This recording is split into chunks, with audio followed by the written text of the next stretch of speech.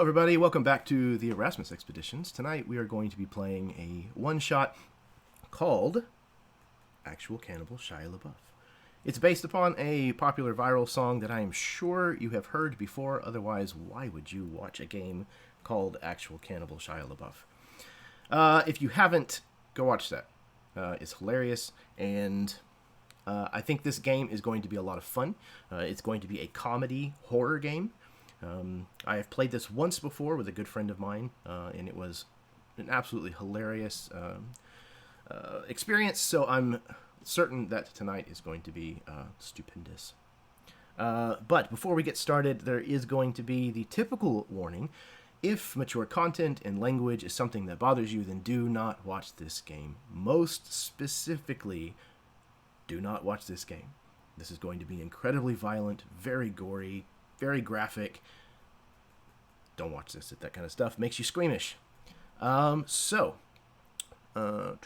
think that's all of the business that we have to take care of before I pass it over to my 5 fine players this evening.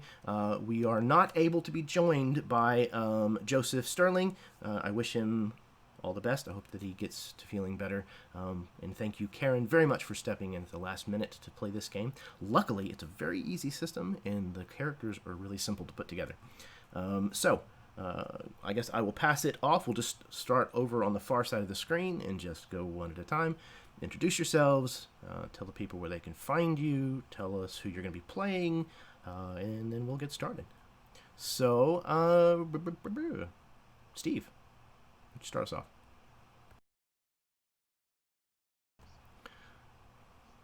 That's true. Hey, okay, hang on just 1 second. It doesn't look like your audio is coming through. Hold, please. This is a thing. This happens with my games. I don't know why.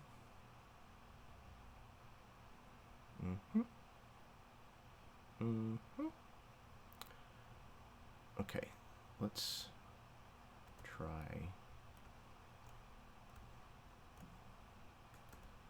that. Nope. What? Why? Why me? Why does it do this? Okay, hang on just 1 second. Oh, the dogs. Yeah, I'm sure you can hear them just fine.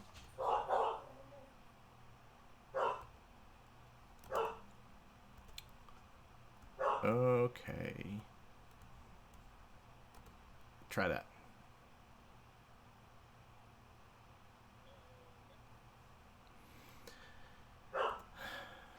Negative.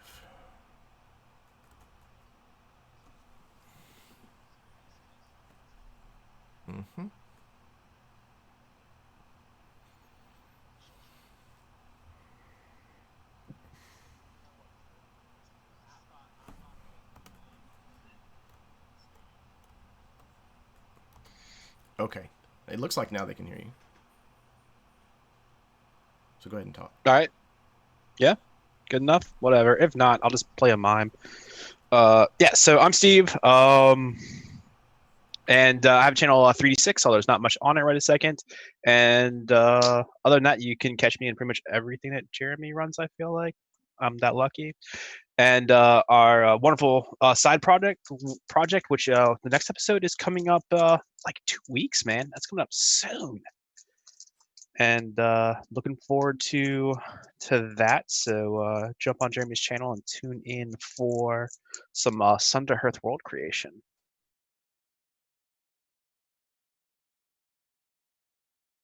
Who are you playing tonight, Steve? Oh, I'm playing Carl Buck Winters, a door-to-door encyclopedia salesman out of the fine state of Texas. Hello, everybody. I am Jason Osorio. I have a very small YouTube channel called Concepts and Characters. I'm a lot more active on Flipping the Table, which is the name of we have stuff on Twitch. We have a podcast on Podbean called The Tall and Short of It. where I play a gnome, which is a lot of fun. But I'm also in Megan Davies' Curse of Strahd campaign on Dice on Ice. So I'm all over the place. But yes, I am playing myself this evening because I'm very excited to meet actual Cannibal Shia LaBeouf, and I am very excited to see what Jeremy has cooked up for us here. I actually didn't even know this song existed until Jeremy was like, "Hey, man, you want to be in this game?" I'm like, "Sure, this is an amazing song." So I'm going to pass it over to Karen now. Hi, everyone. I'm Karen Davies. I have a channel called Myth and Gears, which we play a few games on. Mostly they're Genesis. Starting this month, we're going to be starting up a new campaign. It's going to be just session 0. So actually the next month will be the first actual show. But other than that, tonight I'm playing myself because, like Jason said, we just want to meet Cannibal Shia LaBeouf because that's exciting and terrifying all in one.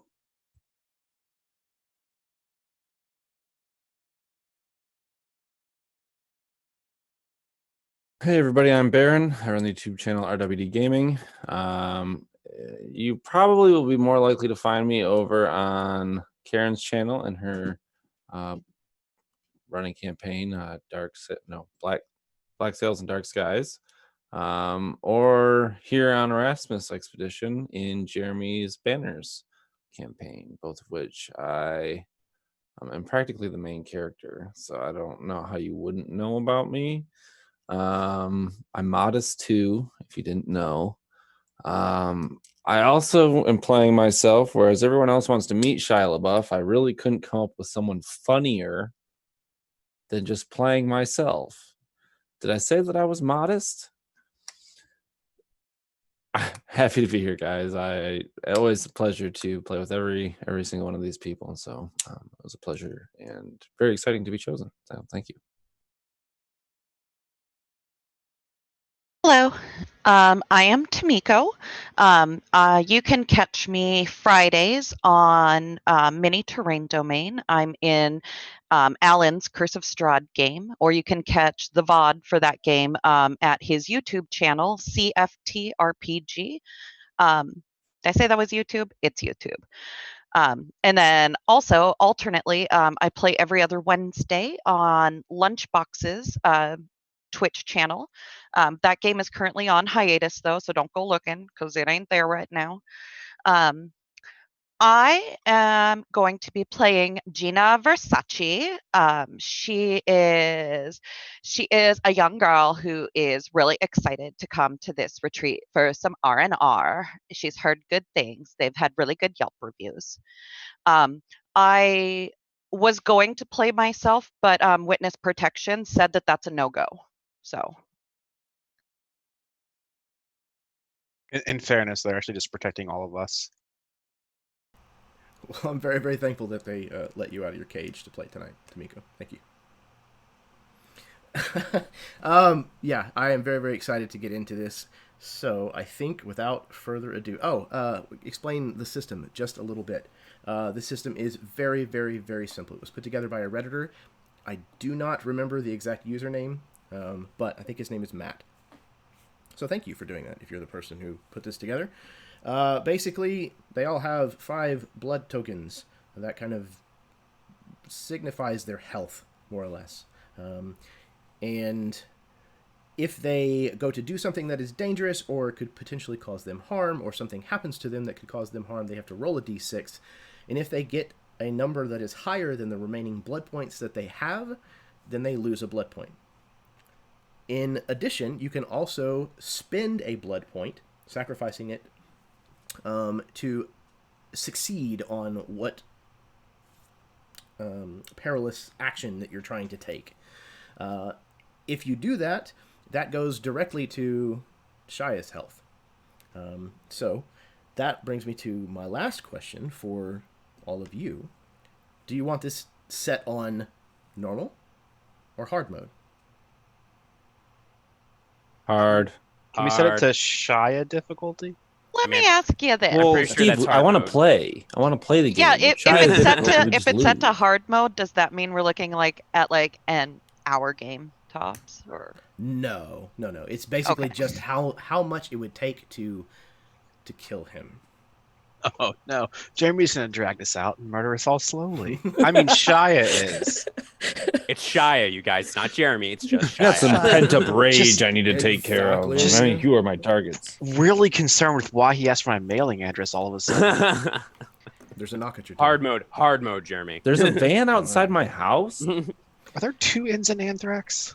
I don't. What? All right, hard mode it is. Excellent. So, with all of that explained, I think we're ready to go. Unless you guys have any more questions. Cool.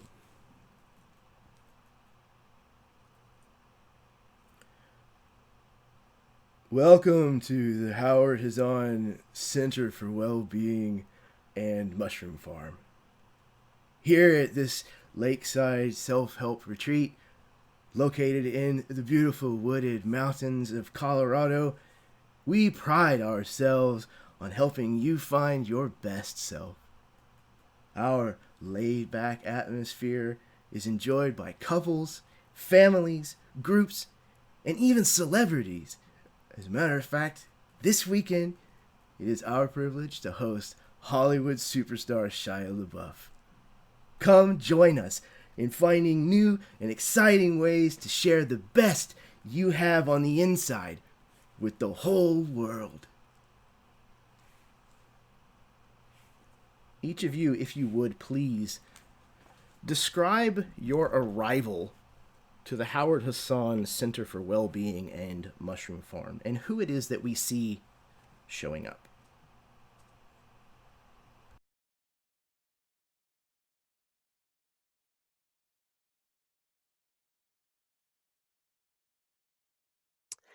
So I'll go first, I guess. So uh, this is gonna be very interesting. I've never played myself in a game before, but anyway. So yes, there. I imagine there's like this. I mean, it's a nice-ish car, but it could definitely use a wash or two, or maybe 3 or 4. That pulls up into the parking lot of the Howard Hazzan Self-Help Center and Mushroom Farm. I imagine the Mushroom Farm part is underlined several times, and the young man gets out, kind of short, dark brown hair, wearing contacts, just simple t-shirt, jeans, sneakers, nothing too fancy. And I am here rather for, I imagine, just to kind of get away from it all. I do a very stressful day job, so I'm like, you know what, I'm gonna check this place out. Especially the mushrooms, because it seems very, very interesting. But yeah, plus who doesn't want to meet actual superstar Shia LaBeouf? So that's why I'm here, just for I imagine just for the weekend or something like that.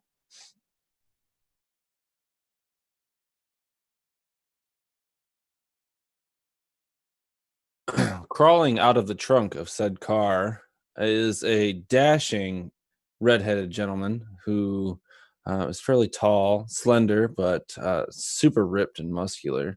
I think he smells good, nice clothes. He cracks his body as he climbs out of this small trunk. Jason, I think there would have been room in the car with you. Why did I have to ride in the trunk? I mean, you said you'd be more comfortable back there. I was just trying to make you feel comfortable, Baron. That I don't know. I was trying to be courteous. I didn't think I'll be honest. I'll be honest. I have a really nasty case of beard envy. I can grow a pretty good beard, but it is incomparable. Let's just go meet actual superstar Shia LaBeouf. That's why we're here, right? You're right. I wouldn't want to make you feel uncomfortable. I appreciate it, Baron. That's why I like you and your ridiculous hat. All right, let's go.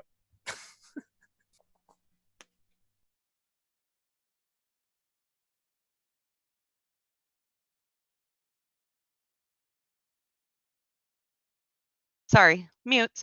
A brunette young lady is walking up the trail from around where the lift drop-off point is.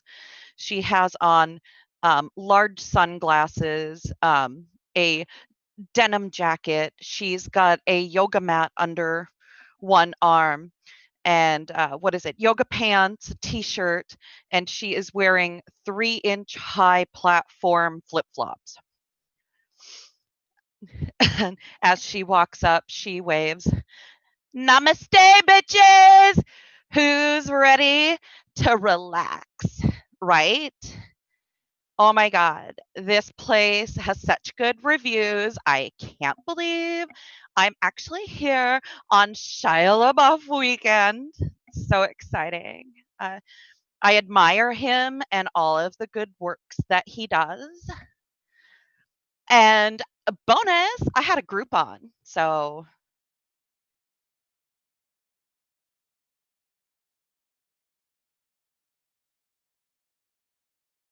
Jason, we need to stay away from her.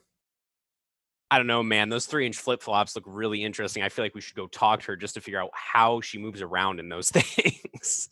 I don't want to know, Jason. We need to stay away from her. Yeah, all right.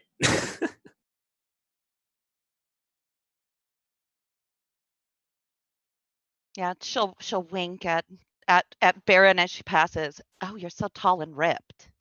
Excellent. Damn it. Well, she's not wrong. Yeah, all right.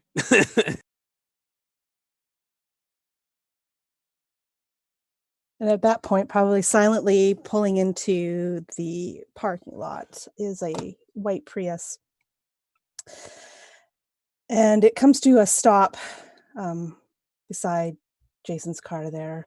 And inside there's this middle-aged, dark-haired woman who just kind of sits there for a second, maybe screams inwardly, bangs on the steering wheel a bit, takes a deep breath, and then gets out. She's dressed in yoga pants and a cardigan, looks around at all these young folks with their high energy, and just kind of says to herself, what the hell am I doing here? Holy shit, Karen! Karen, over here! Karen! Karen! Sigh of relief. Damn it, Baron. Hey, Karen! Be cool, man. I know it's Karen, but be cool, man. Dude, if she comes over here and talks to us, we're like the coolest ones here. It's Karen. Yeah, all right. Hey, Karen! Exactly, Karen, come over here. Karen, get over here, man. So Karen saunters over, so very happy to actually see somebody that she knows. My God, what are you guys doing here? In all of the United States, what the hell are we all doing in this one spot? It's crazy. Right now? This is I know. So weird. Obviously, we're here for actual Hollywood superstar Shia LaBeouf. Clearly. And the relaxation. That too. That as well. Yep. I was here for the mushrooms. Yeah, I mean, it's weird. They underlined it like 3 times on the sign. They even did it on the website, which I thought was really interesting. See, I actually didn't even read like relaxation at all. I mean, I got that. The sign only said mushrooms when I seen it. Really weird. Yeah. Weird. This Harold Hazzan guy must have been really into mushrooms. I mean, I'm all for it, but I think during that conversation, there's a series of like backfires from this like old like 70s style Mercedes, right? And it pulls up and you can hear like the tires kind of whomp whomp, and as the car strains into its parking space, the trunk is held down with like a bungee cord. Right, it's got like one of those 1970s I went to Disneyland like mouse heads on the antenna that's just sort of flopping around. And as the door opens with that creak, like hamburger wrappers fall out, Mountain Dew bottles. Then there's just this like plethora of crumbs that hit the ground as these 1970s brown slacks extend from the car, capped in these ancient penny loafer style shoes that have those dangly tassels. And as the camera pans up that and it gets to a small mountain, nope, that's a gut, of this middle-aged individual bejeweled with a state of Texas in the shape of Texas belt buckle. And Carl Buck Winters gets himself out of the car, looks around, straighten his hasn't been to a dry cleaner in 10 years type suit jacket, licks some mustard off of his tie. Seeing the younger crowd, he brushes his hair over his bald head, wipes the grease that comes from it, onto his shirt. Steps away from his car, holding the key, which is just one of those old school metal keys, back towards it. He kind of turns his head and goes boop boop, making the sound of an alarm, and walks towards everybody else. Morning. How's the day find you? Oh my God, I can't believe you drive that thing. Your carbon footprint must be enormous. That's what she said. Am I right, guys? That's what... Ha ha. We should go inside, Baron. Come on, Karen, Baron, let's go inside. Oh, hold on. No. I don't want to be rude. I mean, Did he just call you Care Bear? Karen and Baron. We are the music duo. Care Bear. No trademark. Yeah, probably not. Mm. Spelled with a K. Oh. Anyway, name's Baron. Put out my hand to shake Carl's hand. Buck shakes your hand. It is a calloused right hand, worn with the divot of a man who might carry around sets of encyclopedias in a suitcase door to door. It's just got that valley carved in there from years of toting. Now You worthless. You look worthless real. Encyclopedias that just nobody wants. You look real familiar there, Carl or Buck, or which do you prefer, Buck? I mean, only my mama calls me Carl. I'm sure she's a wonderful lady. Were you ever in the Flint, Michigan region? I'm pretty sure I bought. Look, now you cannot blame the water on me. I didn't. Oh, yeah, I sold some Did you sell me books up there. like a box spring or like some shoelaces? Or... It's very possible. I've been known to sell both box springs and shoelaces, encyclopedias, used cars, dead snakes. Yeah, I did buy a dead snake from you. That's what it is. Why did you buy a dead snake? Well, cheaper than a live one. It was, yeah. That's fair, but why? I didn't. Low maintenance, easy to take care of. That's fair. Well, it so started to smell, but like, everything does. Am I right? I mean, yeah, not necessarily wrong. Anyway, so you guys come to the retreat for that shower douche shower. Shia LaBeouf. Yeah. Yep. Mm-hmm. Me too. No, actually, I'm here for the mushrooms. And Shia LaBeouf. He just happens to also He's be here. He's right. here. Yeah. You know, it's kind of a big deal. You know, the first couple Transformers movies weren't too terrible. What's the phrase? 2 lawns, 1 lawnmower. Yeah, sure. That sounds great, actually. Wow, that's very insightful, Baron. 2 lawns. It's like that. 2 girls, 1 cup. No, it's not like that at all. Not at all. Not like that. Nothing like that at all. We're not doing that here, Carl. Man, Carl. All right, we should go inside though, for real. Try and stay relevant. I think at this point, Karen has already left the conversation and she's gone over to where Gina is standing. And she's like, I'm Karen. Hi, Karen. It's so nice to meet you. I'm Gina. It's really nice to meet you too. What brings you here? Grip on, right? Like, and Shia LaBeouf, because like I'm kind of a Shia LaBeouf super fan. Like I've been in love with him since he was briefly in Charlie's Angels. You remember that? It was great. He was a little young, but it wasn't weird because like I was younger than him. So it's all good. Yeah. What did he play in that? I don't remember. He played the kid that they were trying to protect. He was in the witness protections. He rode the dirt bike poorly. Well, should we head inside? Yes. Let's try to make sure that we stay upwind of that buck guy because he smells like fast food and sadness.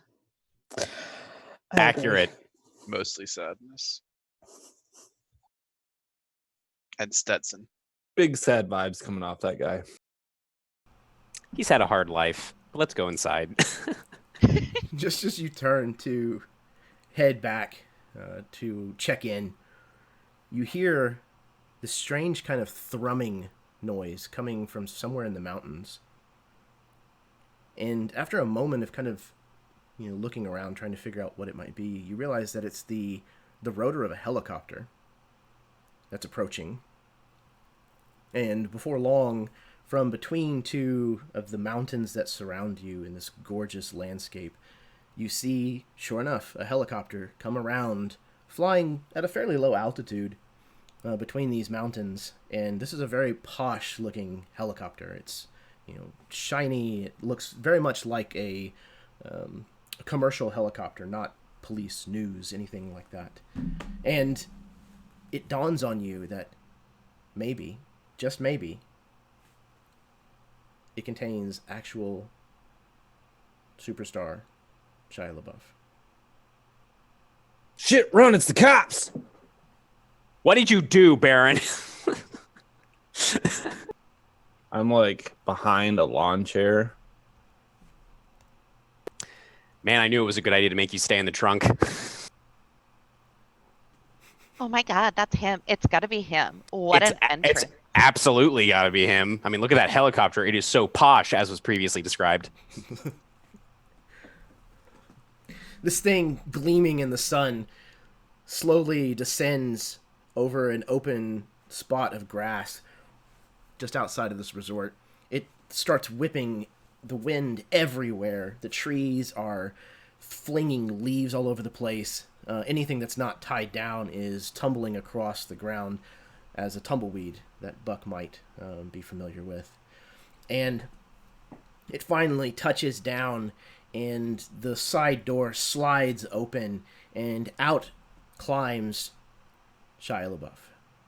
He's wearing a three-piece suit with the buttoned shirt undone to like his sternum. You can see the gleam of at least a single gold chain. He's wearing mirrored aviator sunglasses, and you don't see any kind of luggage or anything that he's carrying with him, but he has something in his hand.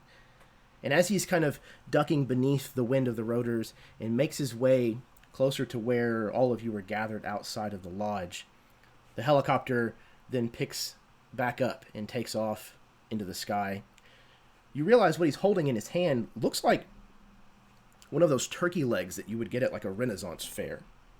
And he's just chewing down on this thing, just like tearing off hunks of meat and just, going to town on this thing. He, you guess, sees you. His mirrored eye sockets look in your direction, and he heads over towards you, and as he gets closer, he says, "What's up, sheeple?" Bah! Oh my God. Hi, Shia. Oh, wow. You have sunglasses. I have sunglasses. This is so cool. I love the way you're working that leg. Oh my God. I can't believe this is happening. Yeah. Is that Stetson I smell? It smells like, you smell like grease. Pretty sure it's just sadness. I wouldn't know what that smells like. That's a mighty fine turkey leg you got there. Looks like it could have come off a toddler. Wouldn't that be something? He finishes pulling off the last bit of meat and kind of just tosses the bone into the grass. Well, I guess I'll see you sheeple later. And he kind of like turns and walks off. Oh my God. You know, they say never meet your heroes, and I think I'm kind of starting to see why. Though I will say it's kind of impressive how he was able to eat that whole turkey leg without getting any of it on his suit. That's actually seems like a pretty useful skill. Yeah, Who was that? I haven't Who seen a was man that? take meat like that. And Everyone looks at Buck. That was Shia LaBeouf, Baron. Oh, the guy from Holes? From Even Stevens from the Transformers movies, yeah, and from Holes.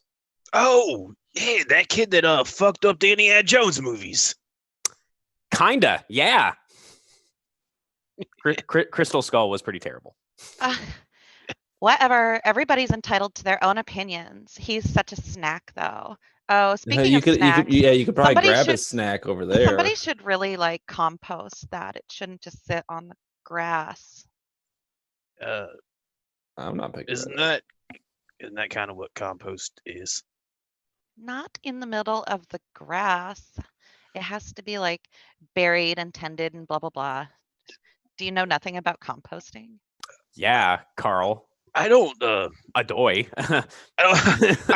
I don't mean to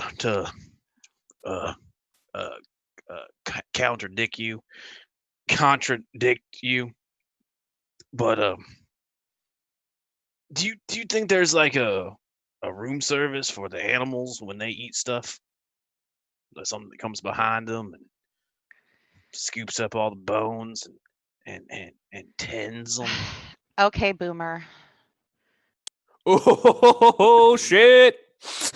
Boomer. Holy shit! She got you pegged. Yeah, let's go inside before something bad happens. Get the fuck out of here. Is that one of your Google words? Man, where are you from? Like GTS that, Carl. GTS. let's just go inside and sign in. He Good just walked out of the gravy. DeLorean. I know, right? Great Scott, Marty. All right, we're gonna go inside. Oh, Back to the Future, yeah. Yeah, you know, Yeah, I saw that in theaters one of those moving picture shows. with my third wife. Wow, and The that train should be through here any day now. that explains the sadness smell. We need to get inside and sign in. Been dealing with the Yeah. war, you know, brother versus brother, one blue, one gray.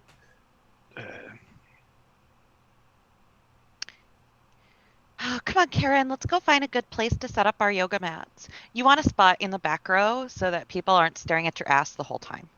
Absolutely. That sounds like a wonderful plan. Yeah. But doesn't that mean you staring at all their asses? And Can we make sure that it's the back row sounds nice. to the other side of you know who? For sure. Here, what we do is we can put Baron and Jason on either side of us. Perfect. I like Okay. it. I'm going next to Karen, Jason. I mean, all right, if you insist, I guess. I did make you stay in the trunk for the entire trip up here, so I guess it's only fair. We're so good at compromising, you and I. Yeah. We work so well together. Right? It's crazy. Just need to work on the We're- beard thing. We could be beard brothers. Hey, man. Patience. I mean, it's just frustrating, you know? Like yours is so long and luxurious, mine is just scraggly and weird, you know? Y'all, are y'all dating? Because I mean, if you are, it's cool. I mean, I know I'm from Texas, but you better be very I'm careful open. there, pal. We're a very Yeah. aggressive open-minded friend. about stuff. Absolutely. Our friend relationship does not need your labels, sir. All right? This is 2020, It actually. is. Not the 1940s or whatever you come from. Yoga it is. Yoga, it always is. We go. Again. So you made your way inside of this lodge, and it's what you would expect. This is a, large log cabin. It's definitely been a while since most of it has been renovated or updated in any significant way. You can see there's a computer. It's stained kind of that yellowing plastic gray color that computers from the 80s and 90s tend to kind of take on after 40 years, 30 years. There's a few places where there's a stuffed animal head on the wall, things of that nature. There's a big fireplace. All the furniture is all covered with leather. It's made out of wood, or maybe even a few of them that are made out of like cow horn. And there's nobody to be seen at first. And you make your way over to the counter, and you find just the little bell. And it's sitting directly beside what looks like a hand grenade. Has a tag on it that has the number 1. And it says, "Please take a number."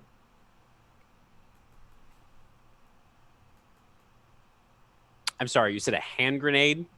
Yeah, it looks like an old like Vietnam era pineapple fragmentation grenade.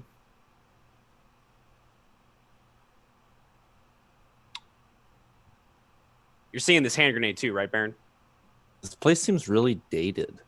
Yeah, and like, but the hand grenade though, like, What about it? That's pretty good. I have one of those in my office. Yeah. What? It's not functional. Like, oh, it's a dud. Cool. I mean, honestly, man, I don't know you. I don't know your life, but it would not have surprised me if it was, you know, a live hand grenade. yeah, But anyway, it's what kind was what was your name? James. Jason, Jason, actually. Jason. Yeah. Yeah. Yeah.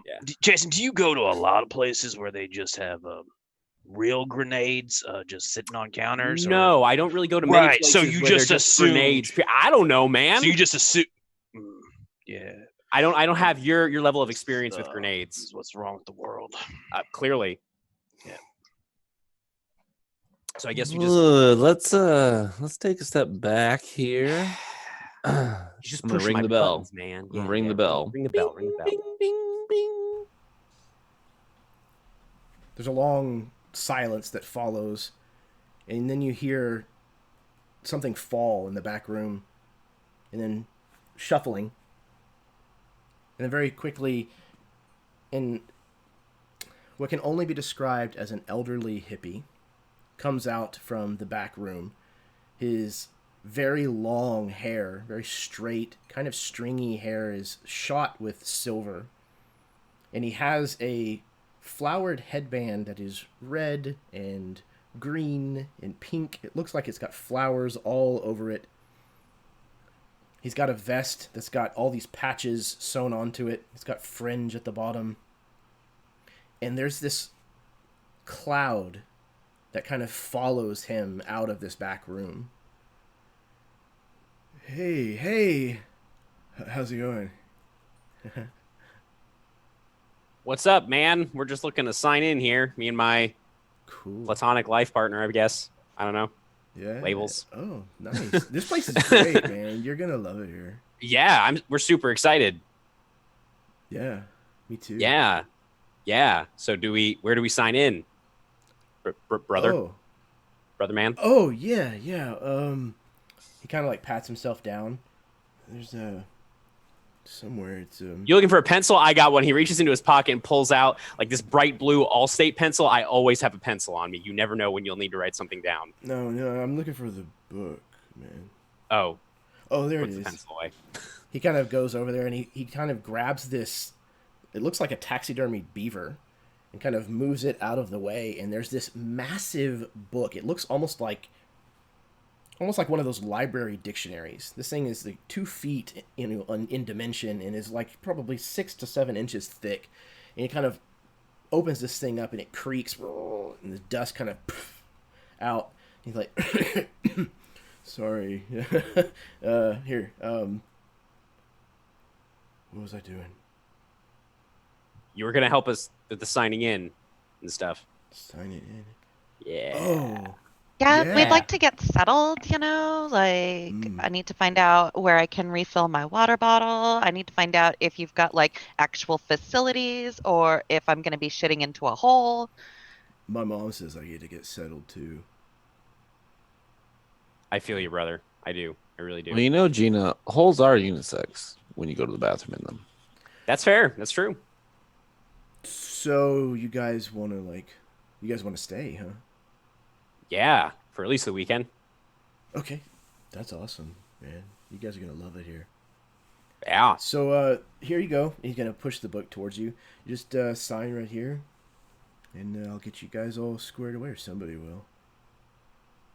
Cool. All right. And Jason's going to pull out the pencil again, or I will pull out the pencil again, and he's going to write his name. I'll hand it to Baron. There you go, man. Don't forget to give me that pencil back, though.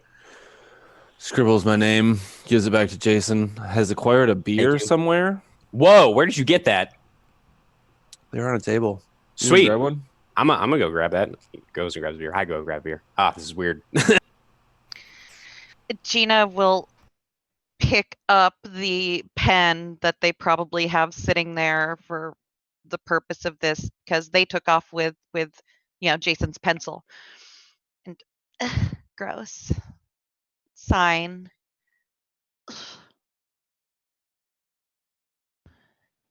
Everything's so dirty here. It's the woods.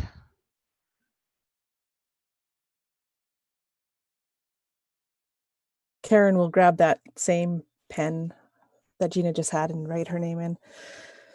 Sign away. Turn to Gina. I'm like, I wonder who did the decorating here. This is really not what I was expecting. I know. It's really weird. Is that a Teddy Ruxpin? I think so. I read a listicles about these. They're like real scary or something. I don't know. That was like 15 years before I was born. I think while everyone else is talking, Buck has shown his cell phone to the hippie dude, and then turns back to everybody else. What? I checked in online. You guys did. I'm gonna lift the Ethernet cord that's not actually plugged into anything. Really? That's interesting. That is interesting. Well, that explains the charges for Motel 16 on my card. We should look into those, man. They'll get you for all sorts of shit. Yeah, Stay on top of your card purchases. pay-per-view so expensive. Fucking true dat, brother. Okay, well, it looks like you're all signed in, so there's supposed to be a meet and greet in about...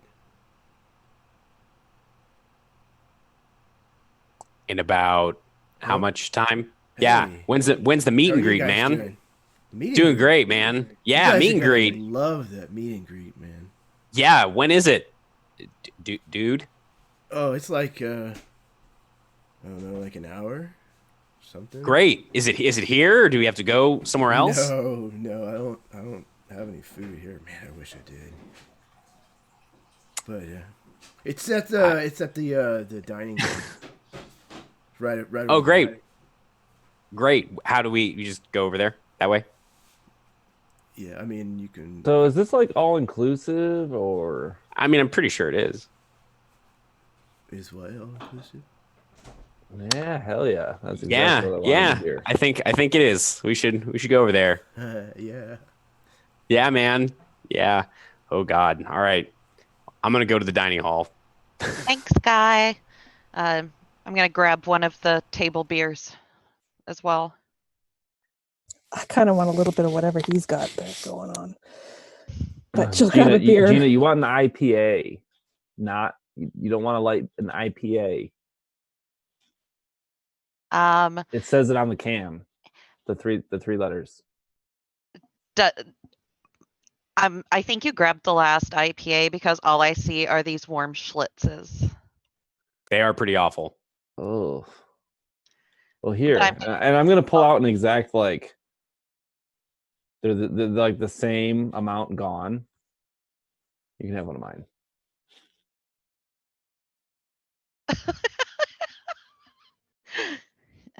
No, thank you. Where did that even come from, Baron? Double fisting it. I think Buck's gonna grab one of like the brochures that has like the like the map of the resort, right? And cram it in his back pocket, and then take one of the Schlitz in his left pocket, and another one in his right pocket, and then one on the interior coat pocket. For later. Totally, for later. You know, Buck, there's a lot of things that you say that are dated, but that was the most forward-thinking thing I've seen all day. And I'm gonna take one too. And like my pants are probably tighter than Buck's, and it's just not fitting in my pocket. I could just hold the other one. I mean, I'm fine with doing that. I scowl at you. That's not. Whoa. No. I mean, all right, fine, whatever. Jesus, gotta go eat some food. Just make sure you two don't go to bed angry. That's what my seventh wife always told me. No, communication is. How many wives have you had? 11. Well, he's been around since marriage was invented. I was gonna say, I mean, was your first wife's name like Unga Bunga? I mean, is that how that works? He proposed by hitting her over the head. That's kind of what. Wow, we are on like the same wavelength. It's weird. All right. Anyway, Always. Food. So you make your way to this meet and greet. You spend the evening ribbing on each other, apparently. Getting to know one another a little better, perhaps. You don't see any sign of Hollywood superstar Shia LaBeouf, however. And eventually, it progresses into nighttime, and one by one, the other guests kind of make their goodbyes and turn in for the evening, intent on waking up early for yoga, followed by sailing.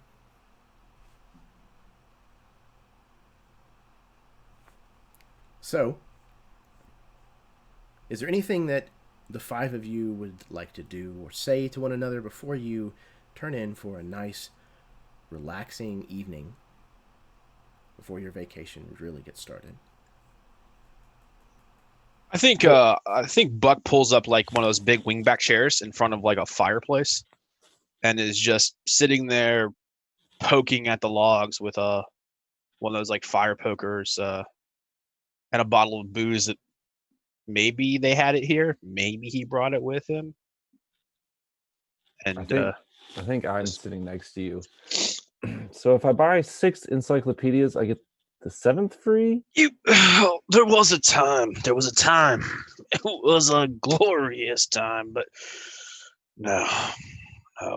That encyclopedias ain't been relevant. Let's see.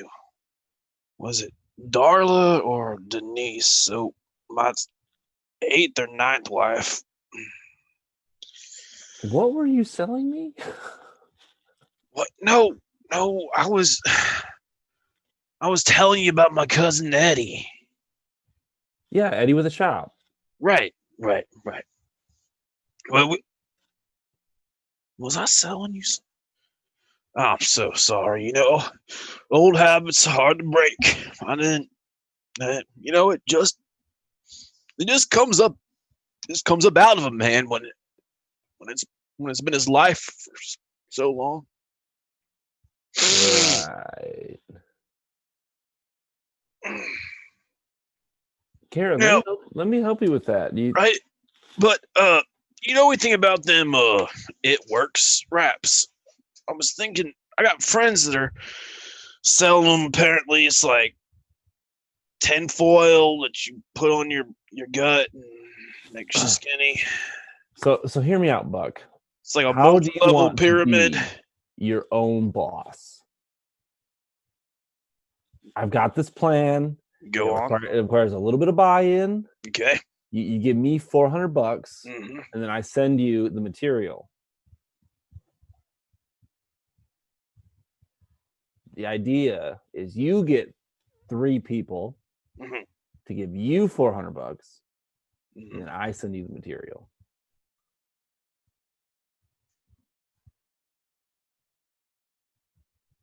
So you need that $400 now, or after I get my 3 people? Both. So $800, and then you send me, and if I get 12, that still leaves me at 400. Profit. Yeah. Baron, I don't care what they say about you. that's just I where guess he leaves it. I guess I really don't either. But yeah, he'll pour like the rest of his bottle into your cup. It's water. well, now it's boozy water. So It's just like a single ice cube. Thanks, Buck. And I'll see you in the morning for some yogurt. Yep. Yogurt. And unless there's anybody else, that's a perfect note to end the scene on, I think. Yogurt. Hard cut. Birds chirping. No. Okay. The next morning dawns. Whether you wanted to or not, you were brought out of your sleep 5 o'clock in the morning by Jimi Hendrix playing loudly across a very dated PA system. You've all gathered together on the front lawn, if you wish to call it, and have your yoga mats all readied. There, of course, is Superstar Shia LaBeouf. He's wearing kind of one of those kind of slick nylon jumpsuit looking things. He seems to be in a pretty good mood.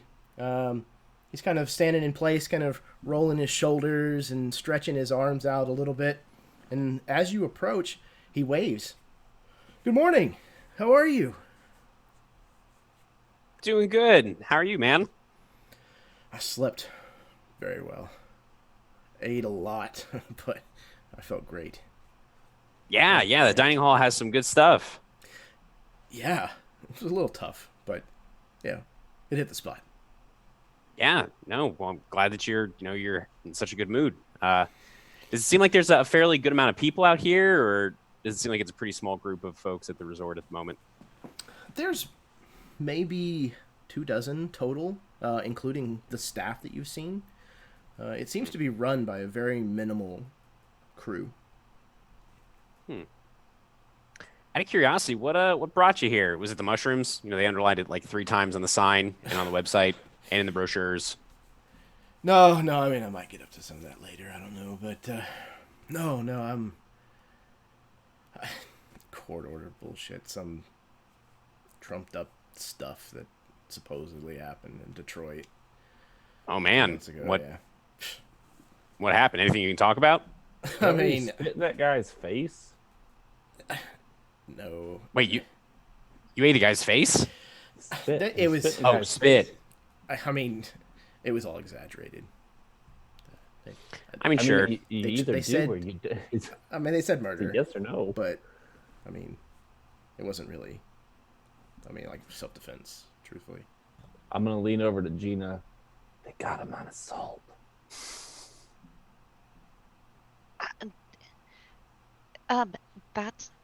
He's not convicted.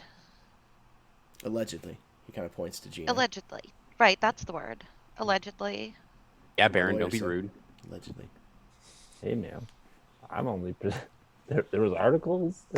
I mean, sure. There's also articles about how there's aliens on Mars and stuff. Doesn't mean it's There real. are aliens on Mars. There Casey. aren't. We talked There about aren't, this already. Baron. I'm not gonna. How many of those schlitzes did you have last night? You guys are intense. Yeah. That's why the relaxation thing. I have a very stressful day job, so that's kind of why I'm here. Have you eaten? I'm sure. Not really. I mean, the Jimi Hendrix kind of blasted over the Personally, intercom. I find that if I don't eat, Mhm.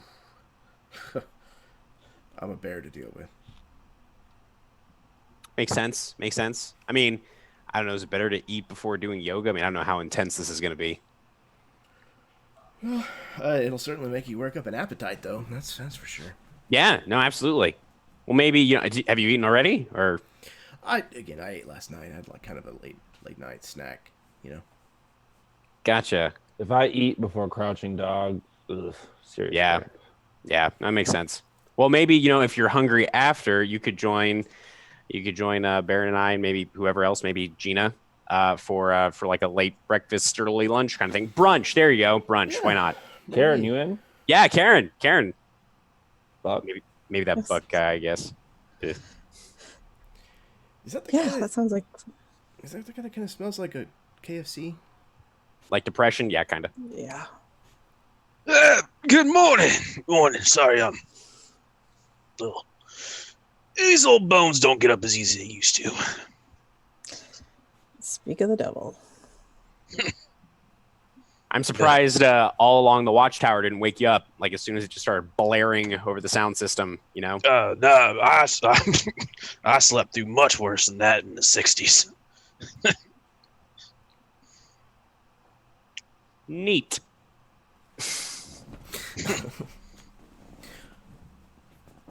So, you all prepare yourselves for yoga, which, surprisingly, maybe not surprisingly, is headed by the same gentleman who checked you in at the desk last night.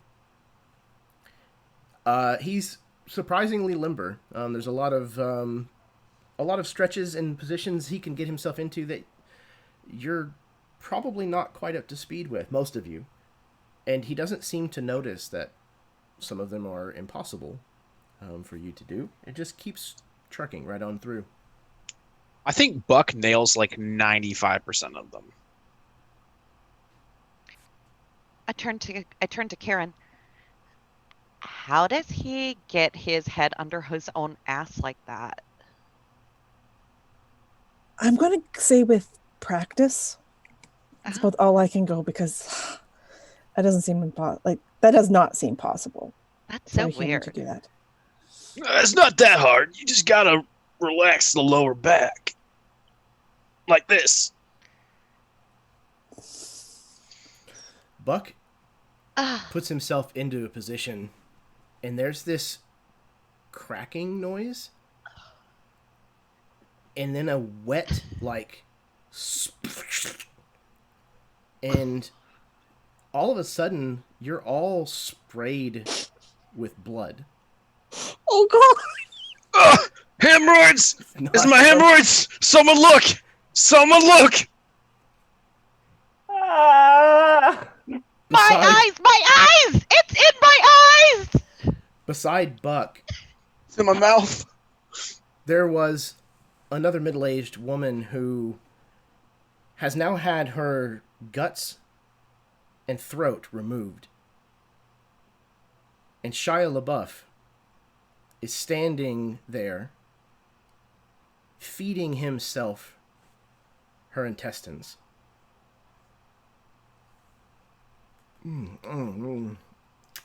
Wow.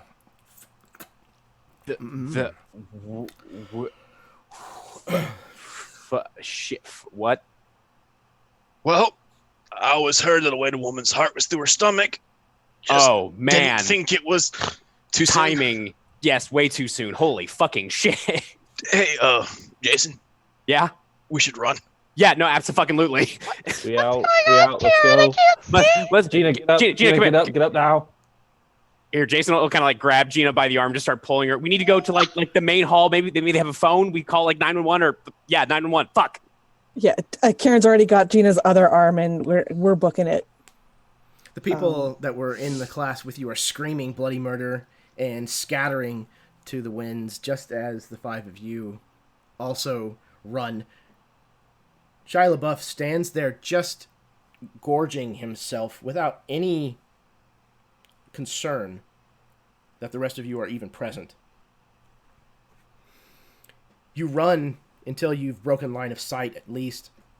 You said you were headed towards the main hall, the lodge? The main hall, hopefully to find some kind of phone. Okay. Yeah, so you burst back into the lodge, stuffed animals kind of on the walls and in the places where they were last time, looking maybe a little more ominous, the teeth gleaming brightly. You spot a phone on the wall on the other side of the room. All right, cool. Baron, try and call somebody. I'm gonna. Is there a lock on the door, the front door to the lodge, Jeremy? No. Oh shit. All right. Chairs, something. It's just beads. It's just beads. Push the Schlitz table in front. That's what I was thinking, some kind of furniture. Yeah. So Perfect. I'm gonna move a table or a chair in front of the door, just kind of brace it. All right, call somebody, Baron. Call the fucking police. Tell them we have an actual cannibal, Jason. cannibal Shia LaBeouf. What? Jason, when you're pushing this table in front of this window, you're kind of looking out the little plated glass that forms the upper half of the door, and Shia has half of this woman's body in his mouth. and is just like grabbing onto her shoulders and her wrist and kind of just like shoving her into his opening on his face. Well, that's goddamn terrifying. Hey, Baron, how's that phone call coming there, buddy? So I think I'm actually like holding up the end of the phone line that was like laying next to the Ethernet cord that wasn't plugged in. Definitely. I got some bad news. Well, shit. And I'm like putting the Ethernet and the phone cord together. It's like, yeah, That's not how that works. So yeah. Shia just like opened his mouth kind of like a snake and is literally just shoving that woman's body into his. Ugh. So look, there's got to be another phone somewhere. Maybe one that doesn't have a cut cord, but that is oddly inconvenient, suspiciously inconvenient, I'd say. But is there like an upstairs to this lodge, Jeremy, or is it all just like one floor? Yeah, we'll say that there's like a small addition that was added to the top, and it's basically where the office is. Okay, I'm gonna go try and find another phone. He's still out there eating that person, so just kind of look, keep an eye out, and I'm gonna run up to that office, try to open the door, and see if there's a working phone inside. I pull out my cell phone, which is conveniently dead. How convenient. Well, you didn't let me plug it in the car while I was riding in the trunk, Jason. Look, this is not the time to discuss my beard envy problems, okay? Hang on. Gina, you look Twitter savvy. Hold on. Gina takes out her responsible water bottle. It's not a single-use plastic like this one is, and is like trying to get the. No. Blood doesn't come out that easy. You're gonna have to actually get in there and. No, it's fine. I can see. What am I looking at? What are you showing me, Baron? We need a phone. Oh yeah, your phone's dead. You should have charged that. Yeah.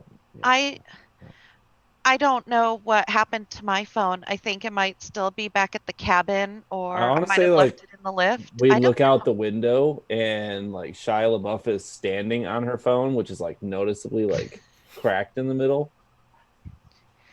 The woman is no longer in sight. You could tell it's got the cover with the pink rhinestones on it. Well, I see it. It's right. I think while you guys are staring outside, you hear like a.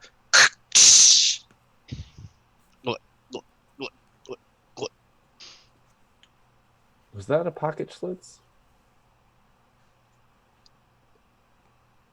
Maybe. Do you have another one? He reaches into his other pocket. And, like, these are like those 80s like Adidas running pants that are mostly probably too big for him. Like maybe got them at a thrift store and they're like tied around his waist, which if you can imagine pants that are too big for this guy. But yeah, he pulls out another beer and hands it to you. Okay, this can't be real. This Nope, can't be real, you guys. It can. I always knew it was gonna be zombies. No, I mean, no. Nope. It looks very real, but it can't be. Maybe we're in a movie or we're being punked. So I think Buck just wipes his forehead with the blood and kind of licks his finger. Nope. That's human blood. How would you know what human blood tastes like? Look, I didn't ask you how you knew what downward dog was. All right? We Kind all of got our the same. secrets. Not the same thing. Look, the fact of the matter is that your friend, Seamus, whatever, is a zombie. I'm not gonna double down on the zombie, but he did just eat that woman, and we need to go. Was I able to get into the office upstairs, Jeremy? Yes. You get to the office, throw the door open. You hear from somewhere else nearby in the camp a terrifying scream that rings out and then is cut short. You Tight, open, tight, tight, tight, tight, tight, tight, tight, tight. You open the door into the office. This is far more dated than even the lodge itself was. There's shag carpeting in here. The couch has some kind of floral-ish pattern to it. The middle of it is decidedly sank in from the sides. There's a strange stain. The desk is piled high with papers everywhere. Several of them have yellowed with age. There's a typewriter sitting in the middle of the desk. Small desk lamp on the desk, but you don't see a phone. Shit. Yeah, I'm just gonna look around, maybe moves like some papers, maybe open some drawers, see if there's like a cell phone or a walkie-talkie or anything. Any luck up there, Jacob? It's Jason 1 and 2. Hang on a second. Patient. Right. Smart. Nope. You just take your time. We not like we got us a renegade zombie out there. What? I'm gonna keep looking for any kind of communication device, if there's one in there.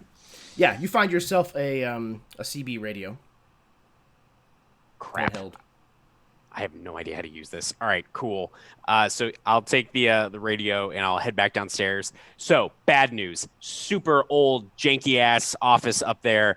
The only thing I can find was this, and you hold up the CB radio. Does anybody know how to use one of these? Oh, that's a CBX 930. That was Of course. state of the art back in '72. Great. Can you use this to try and reach out to somebody for help, like the authorities or I sure can. somebody? Yeah, great. And I'll hand it to you. But that's only the receiver. You're missing the actual part you talk into. Oh, Oh no, you guys, I think he's finished eating that woman. okay. Well, she wasn't Chinese, so maybe he won't be hungry again in an hour.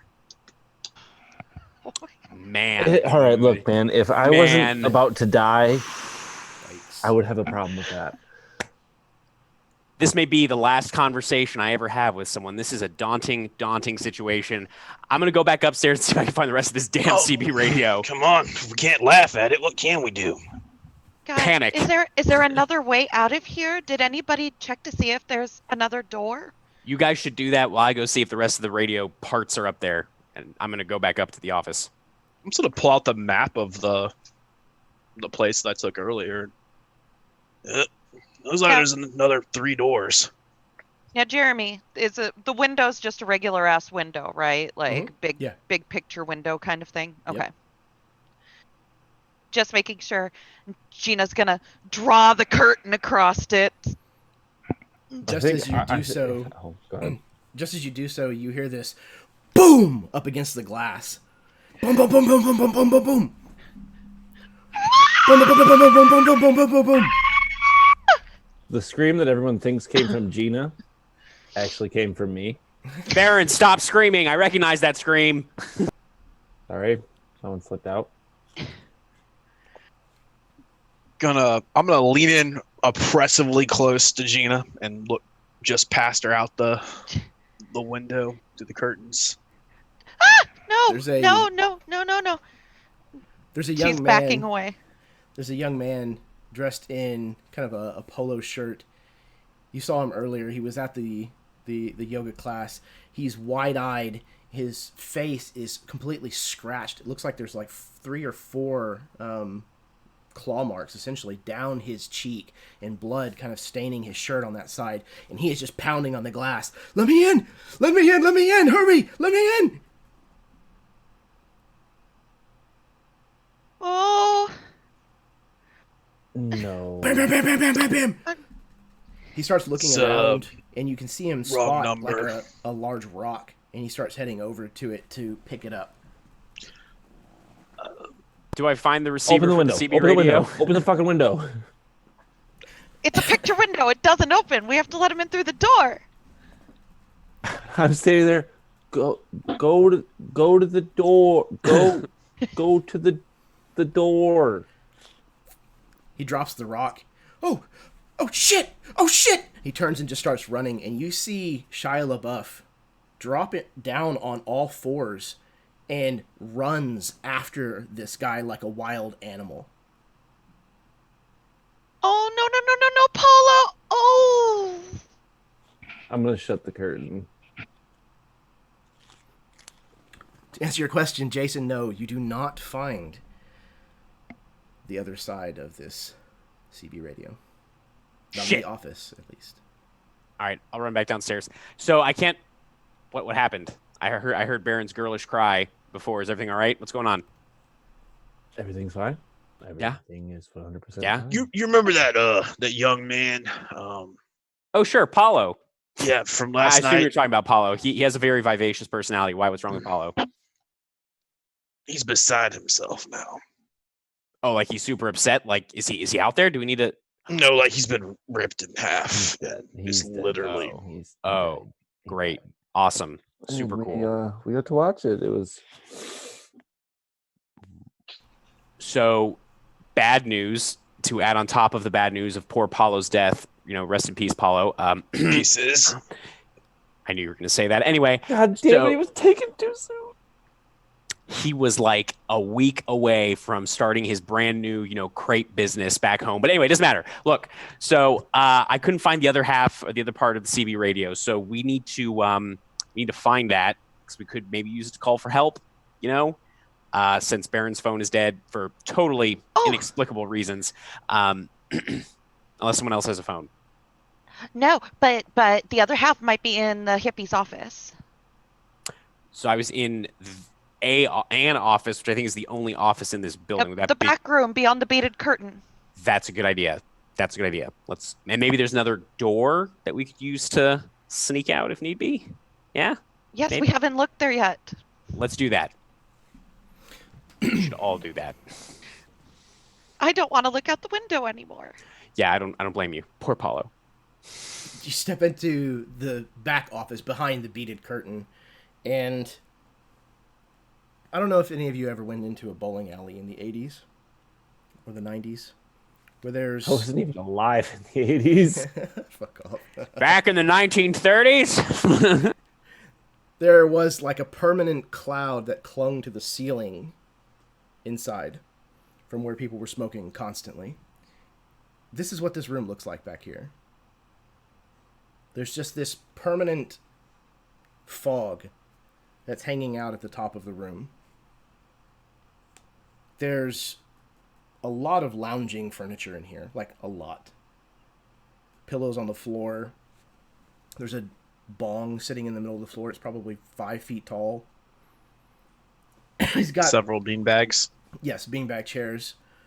There's all kinds of paraphernalia and dirty clothes kind of flung everywhere.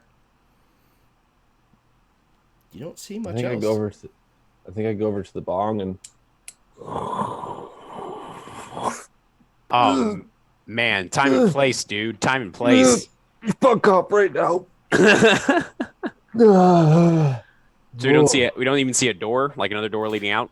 There is another door. It's behind a giant Willie Nelson poster. Of course. All right, let's see where this goes. And I'm going to kind of like tentatively press against the door, pull open the door, however it opens. Hold on. What? All right, I'm gonna do that. All right. You go to push open the door. Roll a d6. Oh shit! I rolled a 6. Okay. Yep. You push open the door, and just as you do so, something slams into the door from the other side and into you. Oh shit! Flinging you into the door frame on the other side and kind of banging your shoulder pretty hard Fuck! as the bus that belongs to this resort comes streaming past you, kind of painted in loud colors, says, you can kind of barely make out Howard Hazzan Center for the Wellbeing and Mushroom Farm as it kind of zooms past you. And it's kind of careening out of control, and you realize it heads straight into the parking lot, kind of leaving this elevation change and dropping into the parking lot and crashing into the cars that are parked there. Oh, There's crap. an enormous fireball that erupts, and orange flames roil out from this explosion. I imagine we see the trunk lid of Bucks go flying up in the sky and then clang back on the ground with that telltale orange bungee cord just singed and hanging from it. Was that the Harold Hassan transport vehicle? Yeah, it was. And I think it definitely hit my Kia. Son of a bitch. Ow, my shoulder hurts. I was still making payments on that. Well, You know you can up your payment. that is true. Speaking of payments, Baron. Here's a. Do you take cashier's checks? Well, do you take cash? Because here's $400 from my first. Oh, yeah. Excellent. Excellent. Excellent. Oh Yeah. my God. We Paul- are Paulo was willing to sign up, and I figured, in memory of him, we should just continue with the business. No, we are literally potentially trapped here with some sort of flesh-eating man monster beast thing. I'm counting the money. Well, hold on, Jason. No, hold on, Jason. Jason. Yeah. When there are sales to be made, you have to make sales, son. No, you don't. Not when your life is at stake. Oh Did you my not see God, the you giant guys. fireball? In sales, your life is always at stake. Stop And if it's arguing and not- close the damn door. We can't close the door. The bus literally just burst through the freaking building.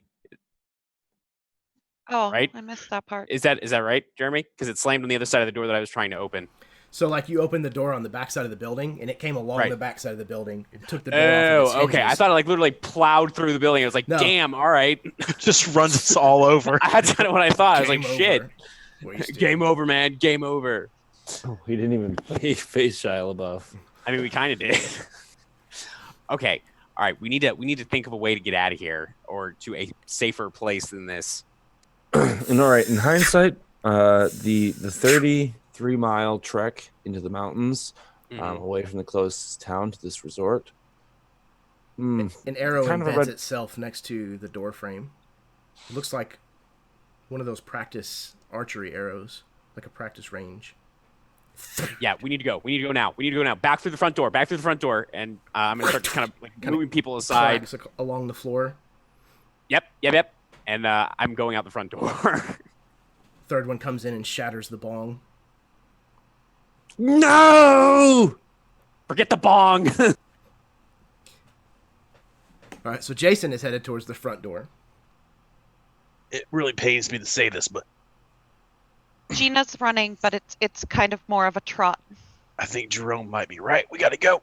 It's Jason, you asshole. I feel like every time someone interacts with Jason, they're mispronouncing his name.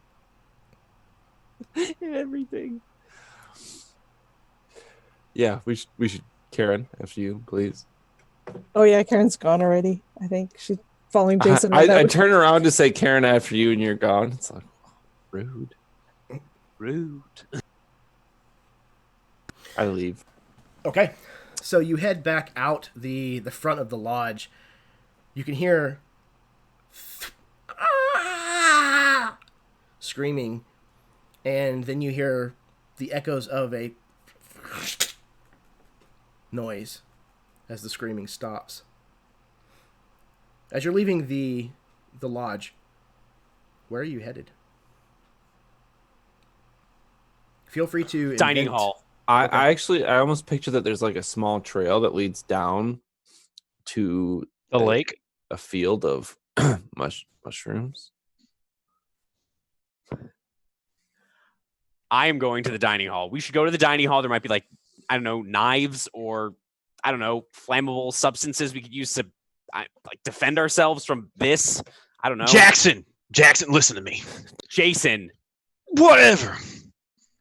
The man is eating people, I get that. and you want to go to where they have barbecue sauce and forks. You know, I usually don't side with Buck on this. But they might have things that we could use to defend ourselves. He's mauling people. We need to defend ourselves. They served breakfast with a spork. Hey, you know what? A spork is better than nothing. Compostable. What about the Sporks. cabin? I chewed through my spork. Maybe somebody in You the have cabin horse has teeth, a Baron. I didn't want to sporking say somehow. anything, but you have very powerful horse teeth. You said you weren't going to bring that up. I mean, you're the one that said you bit through your spork this morning. You said. I say a lot of things, You Baron. In said case you when I didn't got in the notice. car for this trip that you weren't going to bring. When you that got up. in the trunk. Children. Yes, Karen. Okay, that's not helping anybody. We need Right. to figure out a plan. Right. So Maybe I can chew through it. you might honestly you might be Maybe able you to. can. But look, I'm saying let's arm ourselves and then we can move somewhere else. Maybe the cabins, like Gina was saying, or somewhere else, or the mushroom fields, or wherever. But I'm just saying, let's get something to protect ourselves with. I have this pencil. Pulls out his pencil. I always have a pencil with me. Puts the pencil away. But we could probably use something a little bit more, useful than a pencil. Just saying. And then we can go somewhere else. So I like to think that we've stopped by like a picnic table or something. Absolutely. And so I think Buck sets down this map of everything, and then with 4 Schlitz, he holds down Where are you getting these? all 4 corners of this map. Jeremy, you got that pencil? Yes, Jason. And It's hands his Buck, pencil. actually. No, I'm All right. Jason.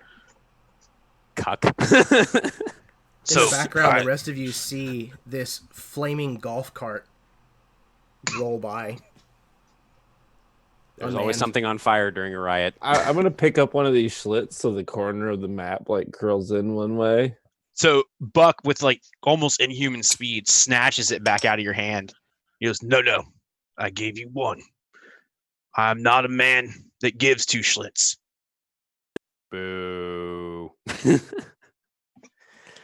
All right, but look, so we are here, right?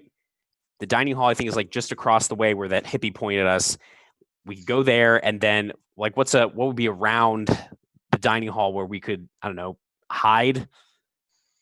Well, you got that sauna we looked at last night.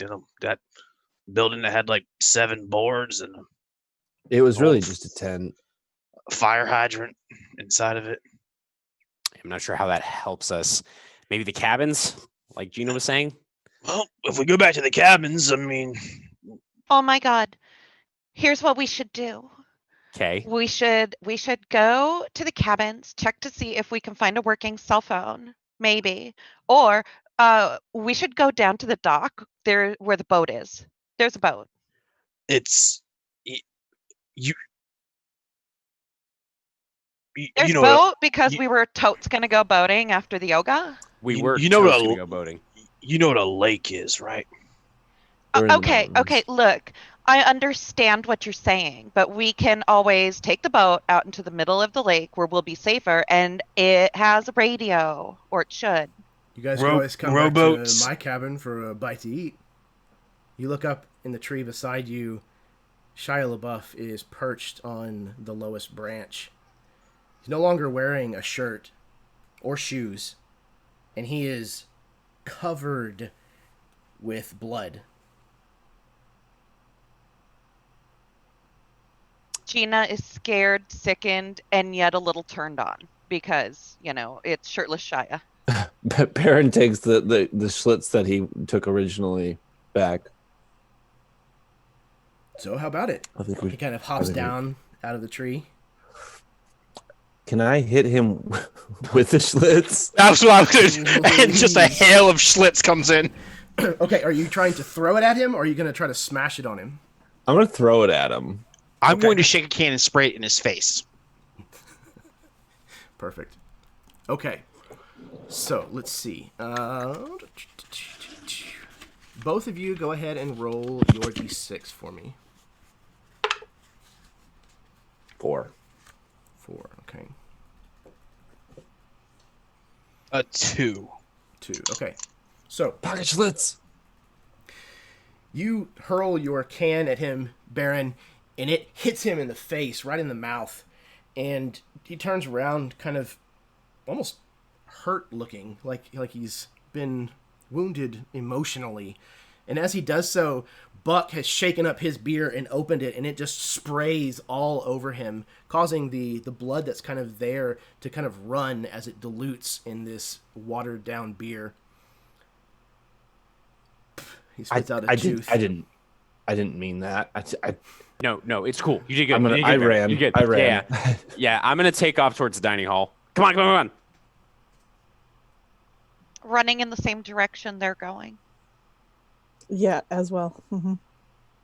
Okay. Running towards the hall. It's Shia LaBeouf. Gonna find a knife. It's Shia LaBeouf. Threw his shits at him. Super angry Shia LaBeouf. You all run towards the dining hall, kind of pushing in the double screen doors as they kind of whop back to a rest as you enter this large open concrete area. There's a door on the other side that you know leads into where all of the stuff is stored to clean this place, the kitchen, all of that. And then there's one large window that has kind of a counter in it. That's where you would go and get served. And then it's filled with folded tables and folding chairs everywhere. All right, cool. So I'm going to go to the kitchen, see what I can find in there. Maybe we could create a barricade out of these tables. We just need to get some of these tables unfolded. Just a thought. Did you not go through the same Western style saloon door that I did? I mean, yeah, but that doesn't mean we can't drop obstacles in his way. By the way, great throw with the slits. Holy shit. You were upstairs, but he got down on all fours and ran like a coyote. That's ridiculous, Baron. He really, basically a coyote? destroyed someone like a mad badger. Gina, right. Back me up here, okay? Whatever, Baron. Yeah, I wouldn't say a coyote. I would say more like a wolf, actually. Zombie wolf. He's not a... Maybe he was he like is a mad zombie wolf badger. Got it. Yeah, I was going to go with raccoon. But Oh, okay. He did have cool. opposable thumbs. Trash Cool. panda. Even more of a reason for us to create some kind of obstacle to keep him from us while we go get some. Maybe there's a fire extinguisher. Those things are heavy, right? You could spray the shit in his face or throw it at him. We have I'm options. just gonna grab one of these folding chairs. Yeah, that's what I'm doing. the doors we came through, what kind of doors were they? Were they literally just push saloon doors, or was it more like the double doors from a cafeteria with the handle? So they're like wooden frames with screen kind of stapled in. This place is very open-aired to let, the breeze come through here and all of that. So there's not one a of the whole screens lot of is protection. flapping. Yeah, it's definitely kind of on a spring so that, it kind of flops. And there's a latch, but it's like one of those little, like a gate hook, kind of tiny little things. But there is a latch that someone Yes. needs to Okay. You hear this? Okay.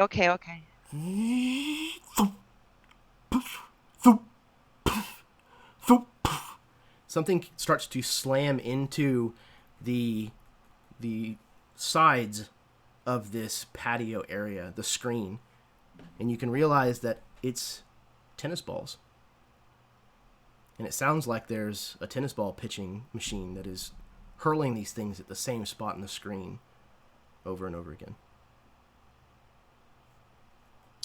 Do I find any kind of like a carving knife or a fire extinguisher or anything like that in the kitchen area? Fire extinguisher, definitely. Let's see. And nutcrackers, like those metal ones for pecans. And brass knuckles. I know most cafeteria ladies have brass knuckles. I'm just kidding. You find a spatula. I'll take it. An AK. But yeah, so I'll take the spatula and the fire extinguisher. Anything sharp, anything at all. Yeah, there's a knife. Sweet. It's not a particularly grand knife. It's you get the feeling it's probably seen better days. Gotcha. What about a weenie roast stick? Ooh, like a skewer? Yes, absolutely. All right. So I will just come back out into the main area laden with all this stuff. I'm like, all right, cool. So I got a fire extinguisher, a skewer, a knife that, to be honest, it looks kind of crappy, and a spatula. Everybody take one thing. I have my pencil. I guess I'll just I'm I'm probably gonna stick with this chair. Okay, great. So everybody else, take a thing. I'm gonna hang on to the fire extinguisher. Who wants the spatula, the dull knife, or the skewer? Well, I'll take the skewer. Okay. Spatula. Guess that leaves a knife to you there, The old next man. ball tears through the screen. The rest of them. Quick! Hand me a metal folding chair. Here's my metal folding chair. Great, thanks. Gina's gonna put the metal folding chair up in front of the hole in the screen that was just created, and then she's gonna reach into her tiny purse that she's had slung across her, one of those side things. Anyways, she reaches into her tiny purse and pulls out a ridiculously large barreled curling iron and snaps it on to the leg of the metal folding chair and plugs it in. Yeah, that'll get hot. In like what, half an hour ish? Yeah. Hello. It's 2020. These things heat up very fast now. Like how fast is very fast? Like I 30 don't know if you know this, but I'm not real affluent in. I was just gonna say, it looks like you guys don't style your hair very much. So. No, 30 I don't. I didn't see how much Ting. hair. Boom, ting. Okay, great. So question: do we think it's best to stay here, or should we keep moving? Now that we have stuff. I've traded my folding chair for the box of decomposable sporks. We should go. One of Okay. you. Where the hell are we gonna go? Give me a volunteer. One of you. Baron. Aaron. But Baron, you smell gasoline. Do you guys smell that? Ting. What is your Baron nose smell, Baron? Unleaded? Ting. Oh no. Oh shit, we need to leave. Like now. Gina, you realize that these tennis balls that are launching now, that are hitting this chair, they're on fire. Oh no. Ting. Okay, yeah, we got to get out of here. And she's gonna disconnect the curling iron from the chair. It was worth a shot. Unplug it and just start booking. Yeah, was there a door Curling iron's leading? still hot, so I'm holding it by the cord. Was there a door like leading out of the building, like in the kitchen, or did I Yes. see a door when I was back there? Cool. Yeah, there's another door in the kitchen, so let's go that way. And I'm going to move that way. following Jason, skewer it ready. So I think as we bust out the back door of this kitchen, Buck grabs the lid off of one of those plastic garbage cans, and has that and like the knife now.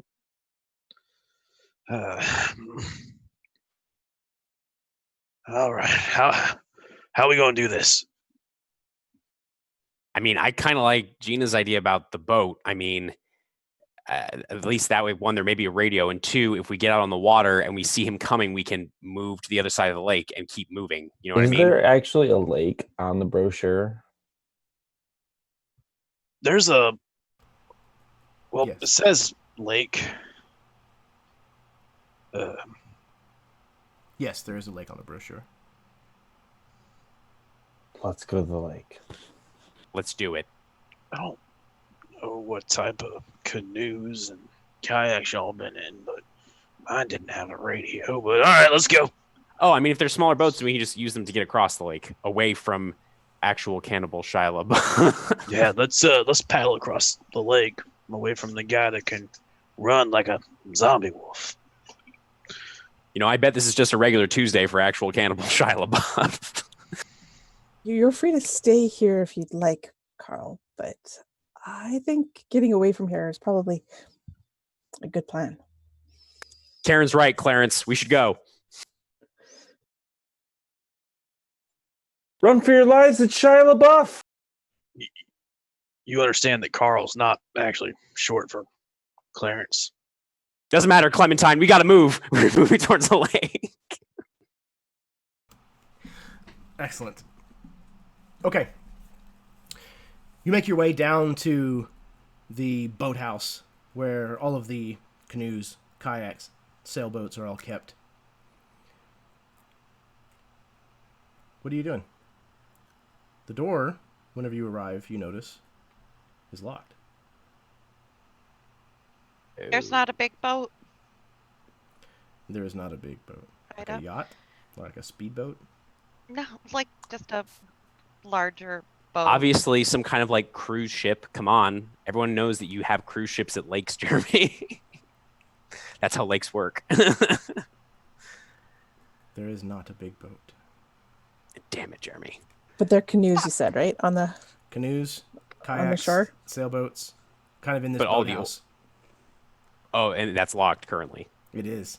Now, you think you can get in from the other side, the side that actually faces the water, because it's open. But you'd have to All right. swim. We're gonna have to circle around then. Okay. Yeah, let's do that. Let's circle around. Absolutely. We do that. Okay, so who is getting in the water? Karen. Okay. Karen, you lower yourself in the water. It's pretty cold. This water's spring-fed. It's probably, mixed with glacier runoff up here in the mountains. And That's okay. I'm Canadian. It's normal. True. Okay. So you get into this water and start to kind of make your way around where these docks are and get into this kind of shed. Something moves past you in the water.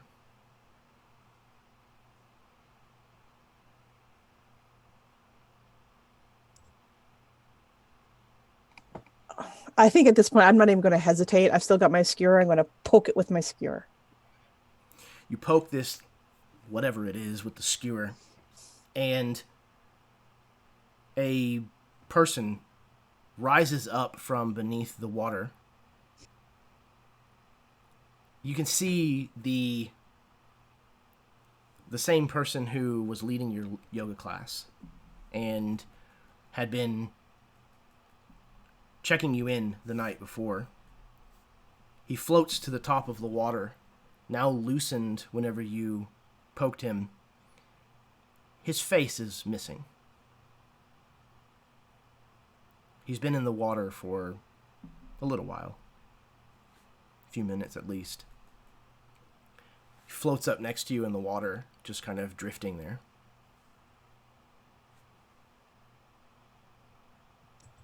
I think the rest would hear a loud shriek from that side of the boathouse as I fling the body away from me as far as possible. Oh, Karen! I go running around the side, brandishing the spatula. As you do so, you see the body of the gentleman floating away from Karen. Oh my god, he has no face. Holy crap.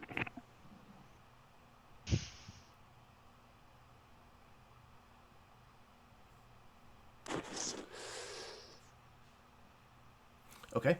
Karen, you've made your way inside, and are you headed to unlock the door, or are you going to climb into one of these? Can I say that I'm looking through the body? Can I look through his pockets? The hippie? Yeah. You'll have to kind of, pull him over to the side or whatnot so you can access him, or you'll have to get in the water with him. Well, I had kind of also volunteered to go into the water behind Karen. Maybe since she already got over there, I could kind of like just like awkwardly drag the body back. Like, this is awful. Sure. Yeah, if I was going by myself or was just facing myself, then I'd probably head for the door so that the rest could get in. But if they were going to follow us afterwards, then I'd just head straight for a boat. If I could not get in the water, that'd be real cool. Yeah, it looks like Jason's got you covered. Yeah. Door it is. I can't believe his face is like just totally and I'll just kind of drop the body on the shore and just kind of like wipe my hands, probably dry heave a couple of times. What do I find in his pockets? You find a small sandwich baggie that is brimming with some kind of plant, but the entire thing is soaking wet and saturated. This breaks my heart. And this Bic is waterlogged too. But you also find a set of keys. I almost imagine there's like a big, like, it's not like a key fob, but like a big, like foam or like stress relief device. It's filled with like those woven friendship bracelets. Yeah. It's actually like, that's why he was floating, is it was like holding his pocket up in the water. Absolutely. Okay, Karen, you managed to reach the door and unlock it. And just as you're unlocking this door, Karen, those of you who are waiting on the other side of the door see a dark shape kind of rise up behind Karen, head and shoulders. You can see just kind of backlit by the sun in the lake behind her. She opens the door. Oh no, it's right behind you! I'm gonna take the fire extinguisher and like spray that shit at the figure behind Karen. Okay, so let's do this. Roll me.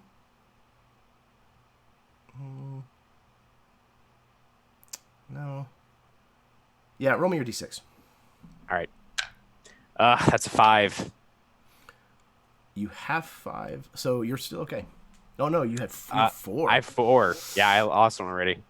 Okay. Curse you, D6.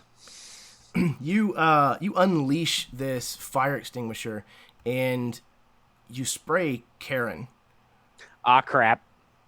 And as Karen is flailing around, she hits something that's next to the door, and this, like a handheld, kind of a thing you would use to like sheave wheat, like a scythe, but kind of a sideways hoe, if you will, falls and slices right across your forearm. Ow, fuck, damn it, Karen.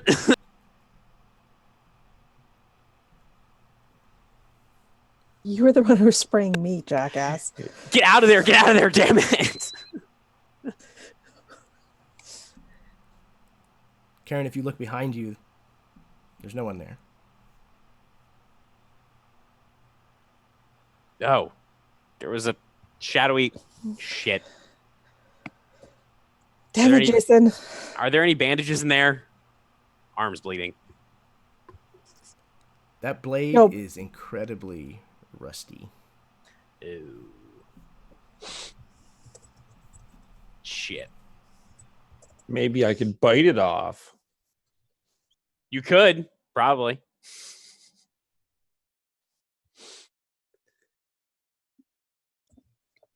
Well, if not, your buddy Siobhan can. Siobhan. Yeah, but Shia LaBeouf. Oh, wow. Yeah, that one. that was a stretch. All right. Well, it'll be fine for now. Maybe there's a first aid kit in the boat house thing, boat shed thing. If it's not a packet of lemongrass and a crystal, I would be surprised. You're probably right. But yeah, let's get into these, and then I guess you could just go across the lake and keep moving. Was it just a rowboat, or was there some sort of... I have keys. I found keys. That's good. The keys, you're fairly certain, go to a truck. They don't look like boat keys. What, have you guys seen a truck?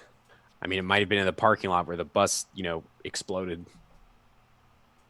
You guys Yeah, have but seen another one. did the bus explode everything? Very true. I hope not. Maybe we should, before we commit to this water thing, maybe we should like double back and see if we can find the truck. If he runs on all fours like a badger, he can A raccoon. a wolf, a zombie. I digress. He can probably swim pretty fucking fast too. Yeah, right. Let me at least check for a first aid kit, and I'm going to go inside the boathouse and look for a first aid kit right quick. I'm going to pick up that nasty looking scythe whole thing and cart that around. Surprisingly, perhaps, you find a first aid kit, Jason. When you Awesome. open it, you're fairly certain this has not been refilled in some time. Shit. Like, do they Several have things any... scurry Go ahead. away from it whenever you open it. Ew, gross.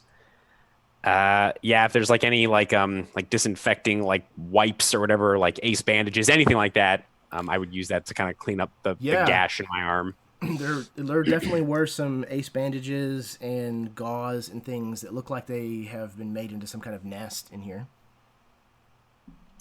Gross. Well, beggars can't be choosers. I'm gonna do my best with what there is. All right. So, what is the plan then?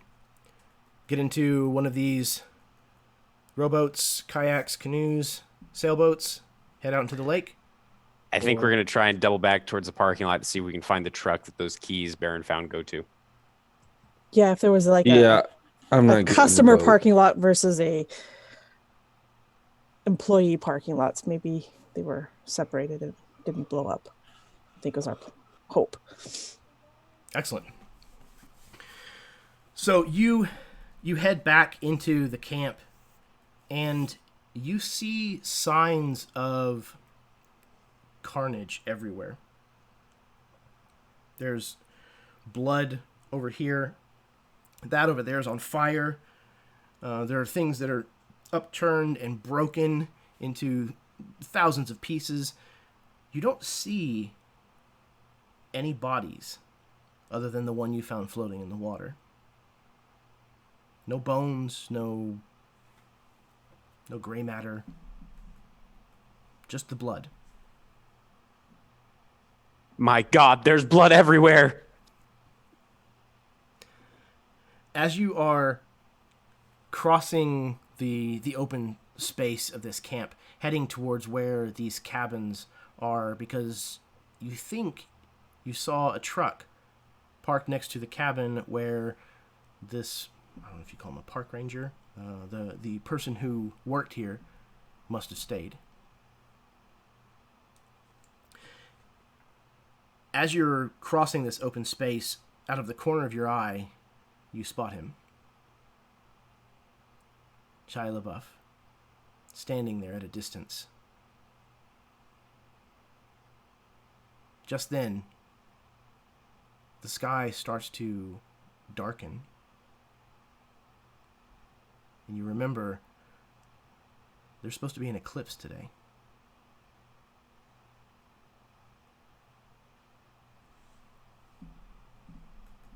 So as the darkness starts to settle, what would you like to do? I remembered why I came with you now, Jason. I was gonna trip during the eclipse. Oh, I thought it was just for the pleasure of my company, even though you're going to be riding in the trunk. But cool, I guess, deathbed confession and all that.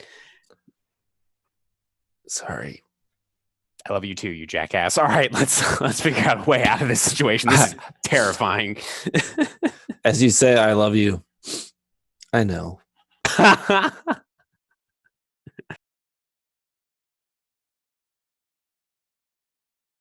I think Buck leans in towards Karen. Called it.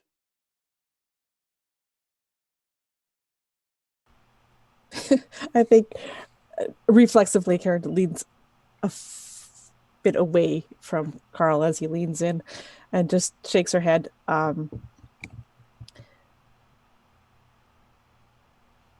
We saw the truck and the body, or the Shia LaBeouf. The boof. We saw the truck and the boof. You're heading to where boof and the buff. one of you saw the truck previously, parked outside of one of the cabins. That's where you're headed. And as you're making your way there, you've seen him standing off to the side.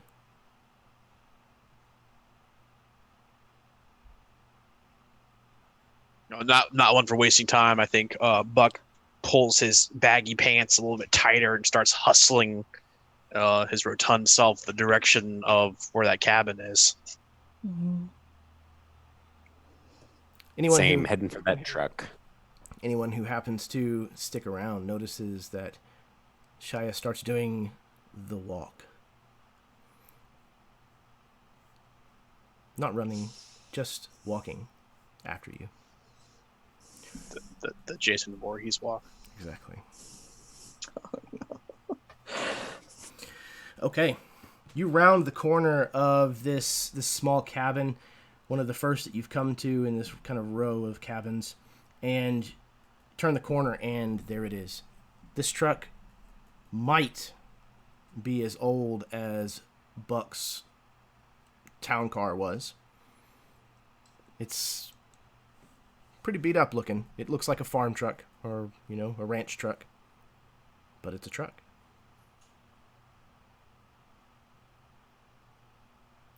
I'm gonna run over and try and open it.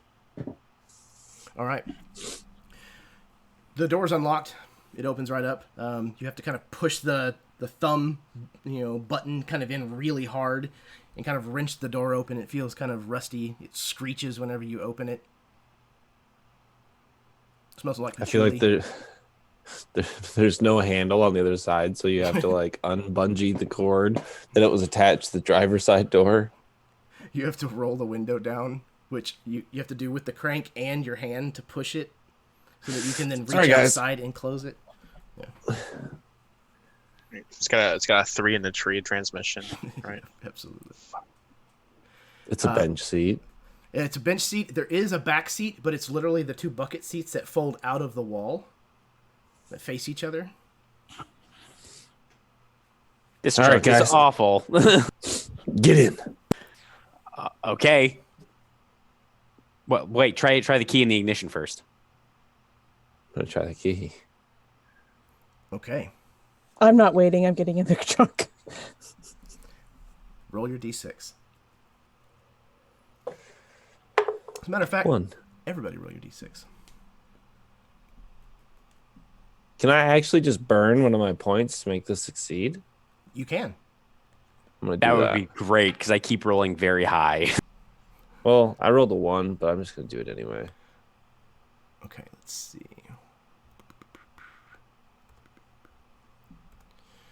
All right. So you go to put the key in the ignition and crank it, Baron, and I don't know how this would make you lose health. Maybe it's just the strain. I don't know. You start to turn the key, and then you realize you smell something else. Not gasoline this time, but diesel. You guys smell that? How Diesel? is it you always smell everything? He has the teeth of a horse, but the nose of a rat. Jason, get the fuck out of the car. Honestly, I'm tempted. This thing smells Jason? awful. Get the fuck out of the car. And I'm actually gonna get out of the car too. I'm gonna like go around to the front and like a concerned like. You see a puddle underneath it. Actually, everyone get out of the car. What's going on? All right, Everyone cool. get out of the car. Get out of the car. I need help. I'm stuck in the bucket part of the seat. Here, come on.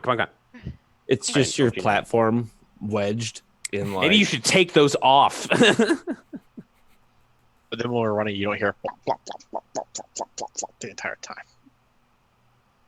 It's slower than that. Okay. You're standing outside of this truck. I'm gonna look underneath it. Is it leaking diesel fuel? Yes, there is just a steady drip that is leaking down. But underneath, there is a very large puddle of diesel.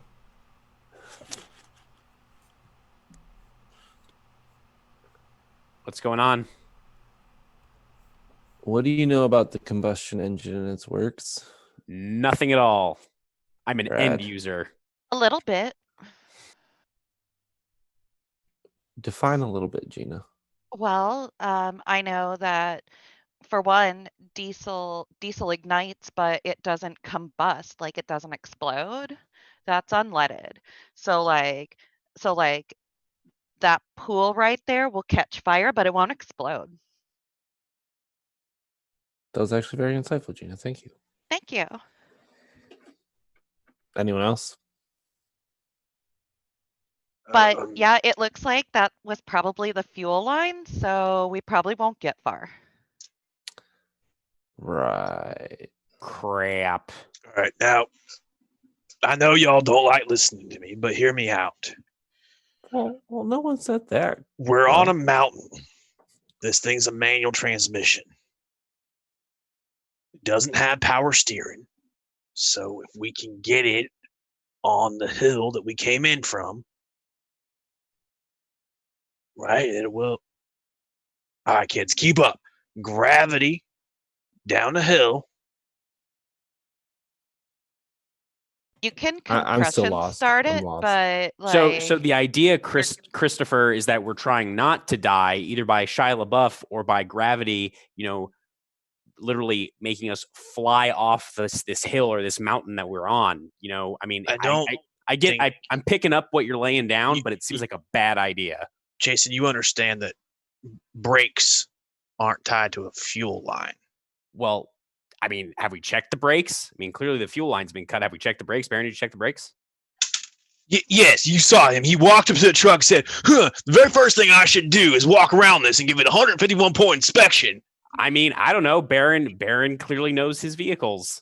He just him, asked Flip-Flops if she knew about a diesel engine. And she did. I Damn, trust his man. instincts. She's more than just her shoes. Absolutely.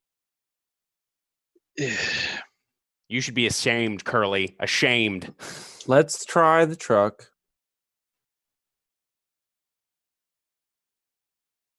Buck, I'm with you. Let's try it.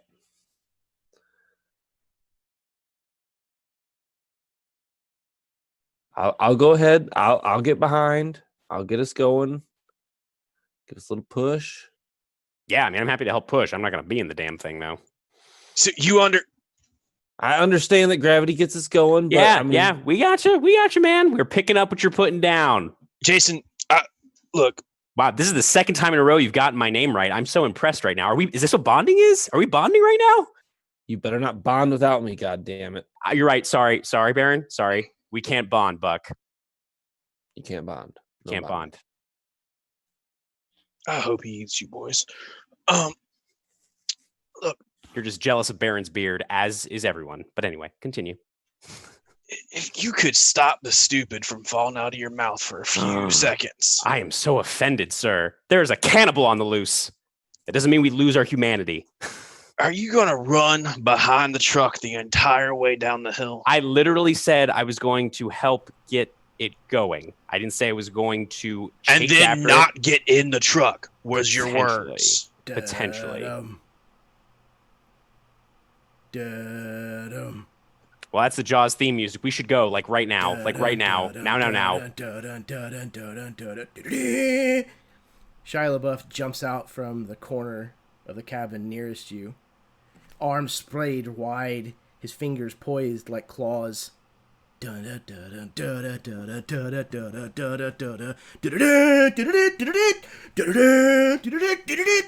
He starts making his way towards you. I'm going to hit him with my phone. Okay, you throwing it again? No, I'm not going to throw my cell phone. Are you kidding? We're not mad. Who throws their fucking cell phone? Okay, roll me your d6. 5. Okay. So you go up and rear back and bring your phone down on the side of his head, and with lightning speed, he turns his head and sinks his teeth into your wrist, Baron. He pulls and rends the tendons out of your wrist, and blood sprays across the ground and you. I actually turn around dramatically to try and spray everyone. I'm gonna like run up to him and conk him on the head with the goddamn fire extinguisher. His face. That is great. All right. If you are also attacking him, please roll your d6. You know what? I don't even know why I bother. I rolled a 6. Okay. No sooner has he rended the tendons out of Baron's wrist, Jason, you step forward to defend your buddy's honor by clanging the I tried, Baron. the fire extinguisher up against the side of his body, and as you do so, he reaches down and rakes his arm all the way down from your shoulder down to your forearm, pulling away any of the horrid gauze that you managed to kind of pack your wound with, and it stings as if you're pretty sure there's an infection. Yeah. That doesn't feel right. It burns. Man, those damn infections. The biggest of my worries right now is an infection. Jason's like, that stings. This hurts. I'm fucking bleeding, Jason. So So am I, asshole. No, stop. And Gina's going to swing the curling iron above her head and whip it out towards Shia LaBeouf, like, and try to get it to wrap around his neck. Because why not? Absolutely. Okay, go ahead and roll your d6. That's a 5. That's equal to the number of my thingalings. Is that okay? Yep, you're safe. So you whip this curling iron out, and the cord wraps around and smacks him in the side of the face. He kind of pulls back away from it because it's still somewhat warm from where it was plugged in just a small time ago. You can smell the singe of beard hair as he kind of recoils and turns and flees the scene. Oh, but before my curling iron.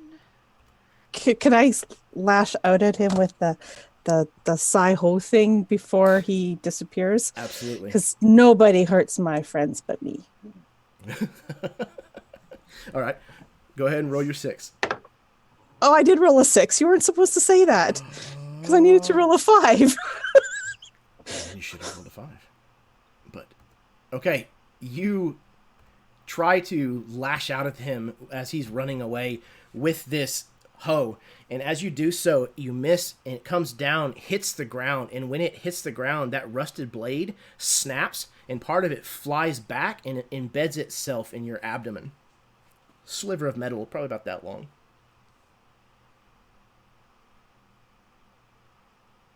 Karen, no. Garrett, no, oh my god.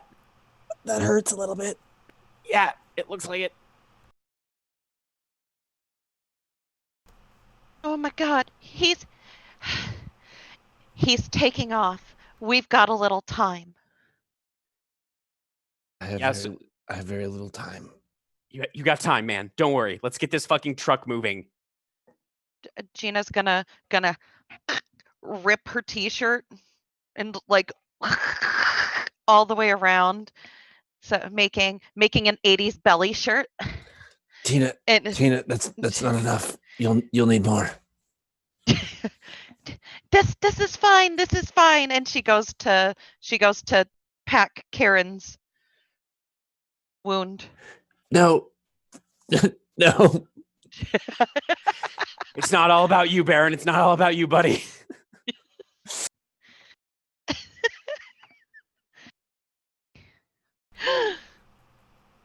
Perfect. So, for the moment, Shia has left you alone.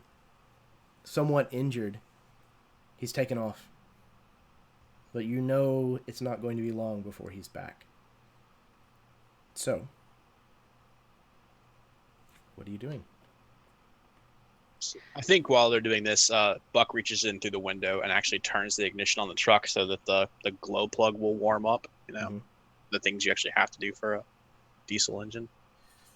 All right, look, just 3 of you get in the back. Come on. I'm not gonna make the offer more than once. Baron, get in there. Your arm's all fucked up, isn't it? The tendons in your arm, the muscles in your arm. Get in there. Yep.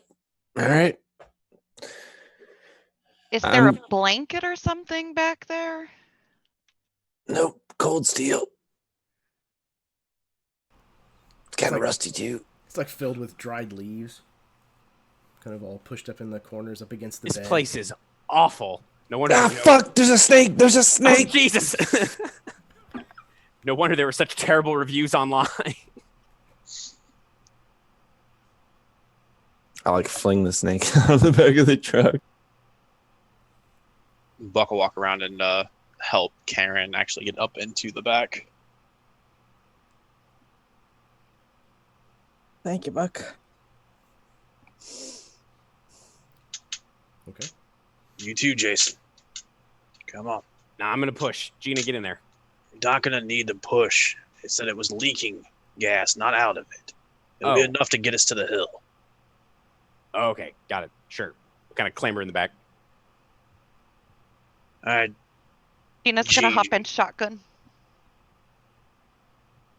All right. And Buck will get in and then get back out and then slide the bench of the truck back a little bit so his gut can fit into the seat. Oh yeah, it's a bench seat.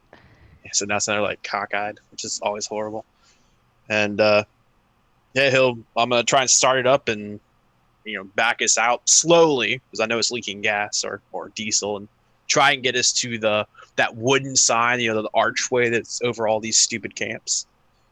So like off like the I imagine like most of the parking lots here like that is like busted rock and shale and shells and crap like that. So he's gonna try and get back to like the paved part of the road and set it in motion to start coasting down this definitely not windy death trap of a road.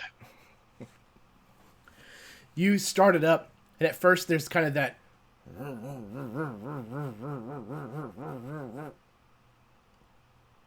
Come on, girl. Come on, girl. kind of roars to life, finally belching out this black plume out of the exhaust pipe. You manage to shift it into gear and back out and start to head towards the entrance to Howard Hazzan Center for Wellbeing and Mushroom Farm. Maybe, just maybe, you're safe from Shia LaBeouf. I'm looking out the window since I'm probably smushed up right next to the door. Looking out the window to see if there's any sign of Shia. As of now, go ahead. I was gonna say I think Buck keeps looking down at the side view mirror for the exact same sort of thing, waiting for that moment where the objects in the mirror are closer than they appear. Becomes terrible. Expecting the Shia surprise. But for now, it doesn't come. You're heading into the wooded wilderness that surrounds this camp as the sky darkens all around you. As we're going to take our break. So, 10 minutes, go to the bathroom, refill your drinks, smoke them if you got them, kiss your spouse, etc., etc. If you are watching this evening, thank you so much for tuning in. Sit tight. We will be right back, and we will finish off the second part of tonight's game. Don't turn off your camera. Don't turn off your camera. Thank you.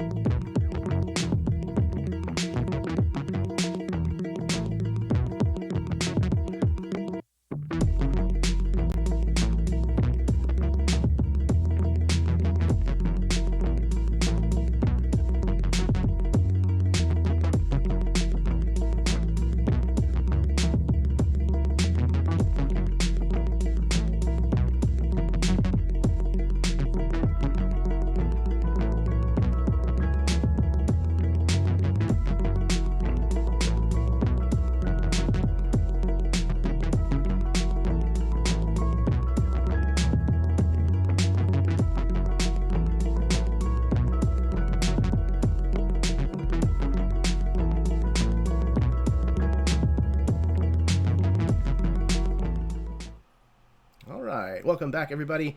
Thank you very, very much for tuning in this evening. If you are watching with us live, thank you very much. If you are watching in the future, hopefully you are having as much fun as I am.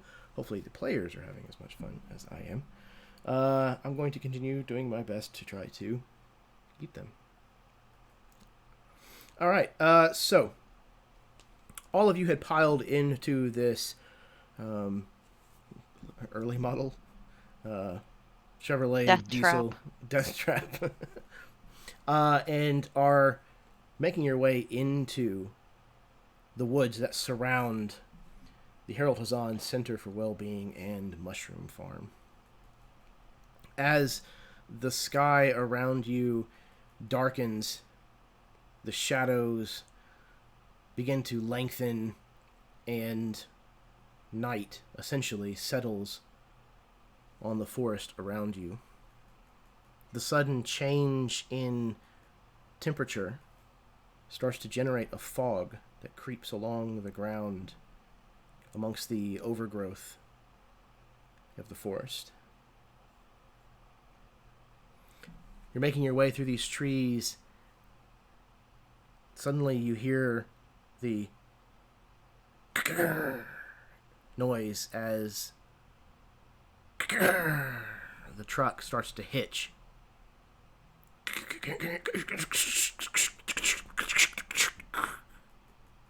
The engine cuts out. Well, Is I this guess this is where gravity takes over. And I'll just push it into I'll pop the clutch and put it in neutral and flip on the headlights. I imagine they flicker and only the left one comes on. Absolutely. And only when you have the brights on. Right. You're doing your best to kind of press the brakes when you need to kind of get around some of these turns that kind of carry you through this forest and around some of these trees. You come around a bend in the forest, and all of a sudden an enormous carcass falls from the sky. It looks like maybe it was a moose at some point, maybe. It's missing its legs, it's missing its head.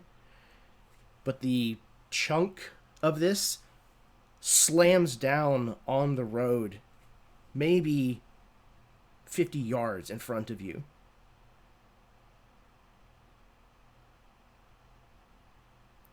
I'm going to attempt to swerve around it, but not so much that I know I'm going to miss all of it. There's definitely going to be that thump thump as we ride over part of it, but not enough to impact the front of the truck. So yeah. All right. All of you, please, once again, roll your d6. I actually passed that one. Hey. 6. Ooh. 6. I got a 2, so we're good. Okay, so Gina, you know that window you were pressed up against? Oh, yes. How could I forget? Yeah, whenever Buck speed bumps over this moose, your head bounces into the glass, and there's this shattering kind of spider web of the safety glass.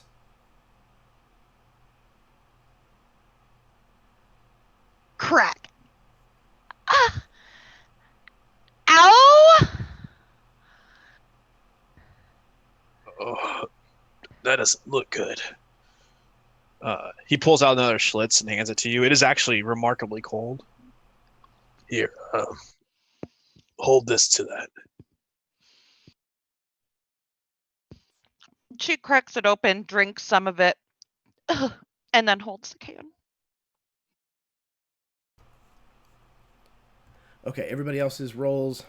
We got a 2 and a 1. What did you get? You said you passed, Jason. And then... Yeah, I got a 1. Sweet. And then, Karen, what'd you get? You said I got a 2. 2? Okay. Cool. So, Carl, Buck, you were able to mostly swerve around the worst part of this moose, perhaps only running over what remained of its neck. And only Gina was hurt in the process, thankfully, with your fast reflexes. You continue on, and looking up, you can now see what it was that you feared. In the rearview mirror, something is chasing you. But it's not on the ground. It's brachiating through the trees along the side of the road with remarkable speed.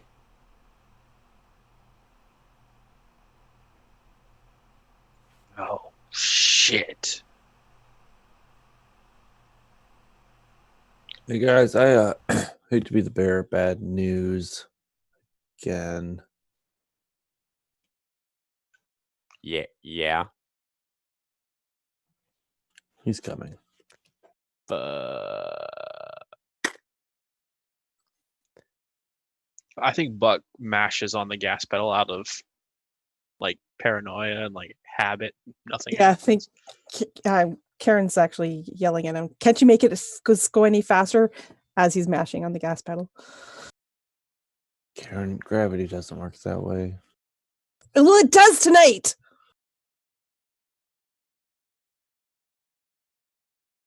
It doesn't. There's a wet, like, noise on the bed of the truck next to you, Baron. There's this bloody splat with a streak, and you realize at the end of the streak there's this small, fuzzy mound. It was a squirrel. And then a second one hits the back windshield.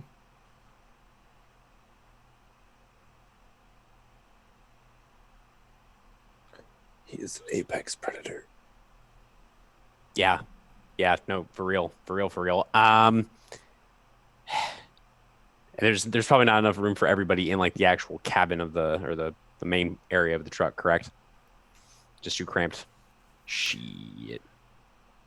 Well, there were bucket seats in the back. It's true. We could fit 5 of us in here, right? One driving, one center, one Yeah. driver, bitch, shotgun, and then the 2 people in the back. Yeah, absolutely. It's probably not. We'd have to very crawl in comfortable. through the window while we're driving. That is true. It's definitely one of those little like slide. You know, it's like a 1 foot by 1 foot square. Oh my god. So that won't work. So I think Buck does reach back and unlock that and slide it open. If you can, you best get in here. Yeah, come on, Baron. If you can, maybe. No. Come on. I The can't. truck bounces all of a sudden as Shia LaBeouf has landed on the rear bumper, holding on to the tailgate.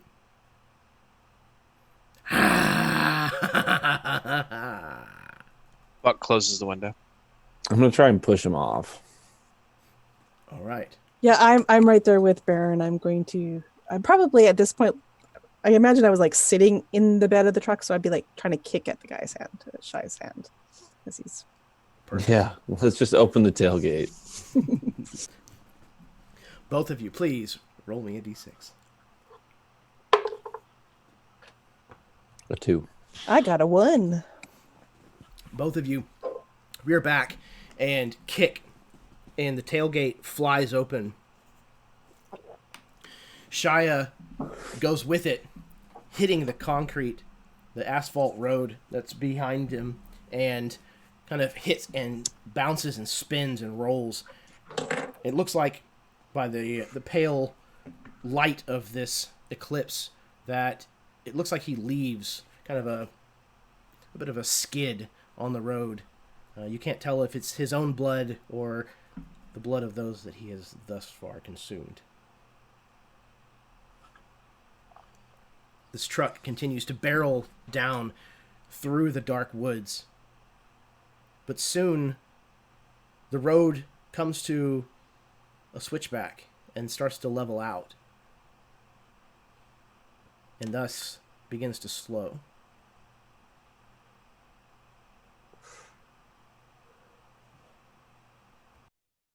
Oh, shit.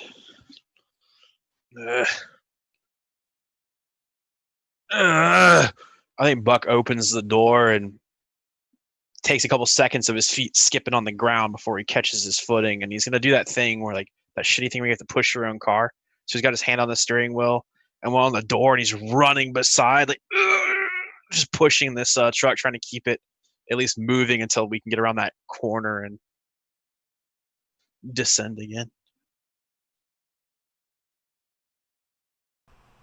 All right. Try to push this thing as best you can. This truck is enormous. This is back whenever cars were made out of all steel. And as you said earlier, the lack of power steering makes it all the more difficult to control, especially one-handed. So, as you attempt to navigate it around this bend at the end of the switchback to kind of get some momentum going again, go ahead and roll your d6 again. Roll a 5. Okay. You're still good. Buck is the only one that's still unscathed thus far. Okay. As Buck. it was written. He's going to be the one that walks away from this. As the prophecy foretold. You manage to push it around the corner, and as it kind of starts to dip down to double back on itself, the truck starts to gain speed once again. You manage to kind of hop back into the seat, kind of pull that door shut, and it starts to coast once again. Is there like a map in the glove compartment, or like some kind of map somewhere in this vehicle? Absolutely. Again, it looks like it's probably outdated, but there is one in there. Yeah, so I kind of take a look at that and try to see. I mean, again, I get it's outdated, but just like where, like if I can try to remember the names of some of the towns that I passed through with Baron driving up here, like maybe any names that look familiar, see where the nearest one might be to where we kind of sort of are. Absolutely. It's pretty remote. Whenever you came here, it was a while since you had left the last stop, as it were, before you got here. So let's say it's 40 miles to the nearest town. Oof. Yeah, so I would just show that to everybody inside the car and just be like, hey, so we got about 40 miles to go before we reach an actual like town, basically, if this truck can even make it that far. And that's assuming this is even this map is not current either, so that probably won't help.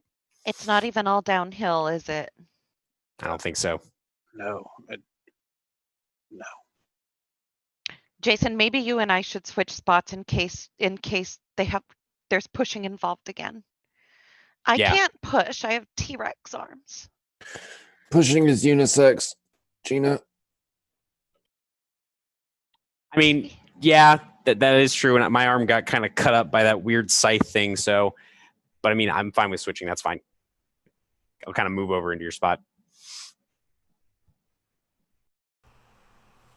Up ahead, from the side of the mountain that goes up, the switchback that you just left, you can see this a tree is felled and crosses the road that you're on. Well, I'm not going to be able to avoid that, so I just slam on the brakes. All right. Slamming on the brakes. Everybody roll a d6. Fail. I got a 6. Okay. I got a 1, so I kind of imagine that maybe Baron was kind of like the bumper or whatever that cushioned my fall. Hi, Karen. Hi, Karen. All of you are thrown about, some of you worse than others, as Buck slams on the brakes of this truck. This kind of screeches as these tires catch the asphalt and send up this smoke as it kind of comes to a complete stop. this one headlight shining through the darkness onto this fallen tree. Da-dum. God, I hate when he does that. Fuck. Get out of the truck. Get out of the truck. Yeah, getting out of the truck. Getting out. Shit. I like roll over the bed of the truck.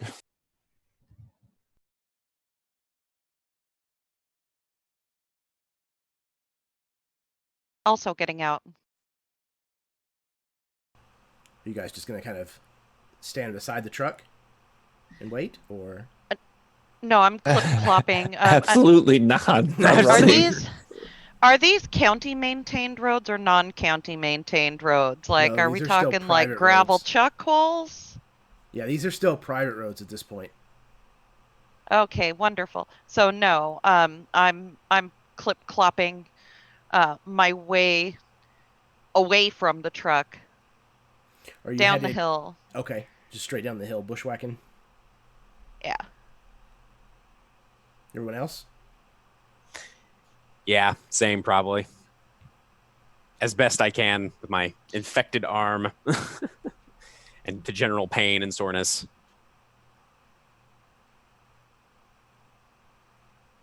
So are you guys running down the road, or did you go over the edge and are running down the actual physical mountain? I'm gonna probably try and stick to the road if possible, because that hill is probably pretty steep. Road. Okay.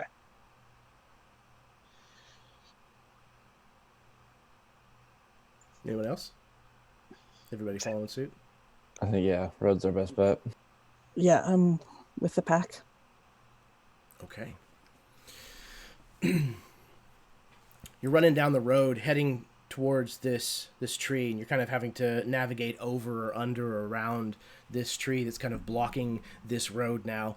And as you're doing so, the light from the headlamp of the truck is kind of disturbed. Something passes in front of it. And you realize he's right behind you, still doing that slow Michael Myers style walk.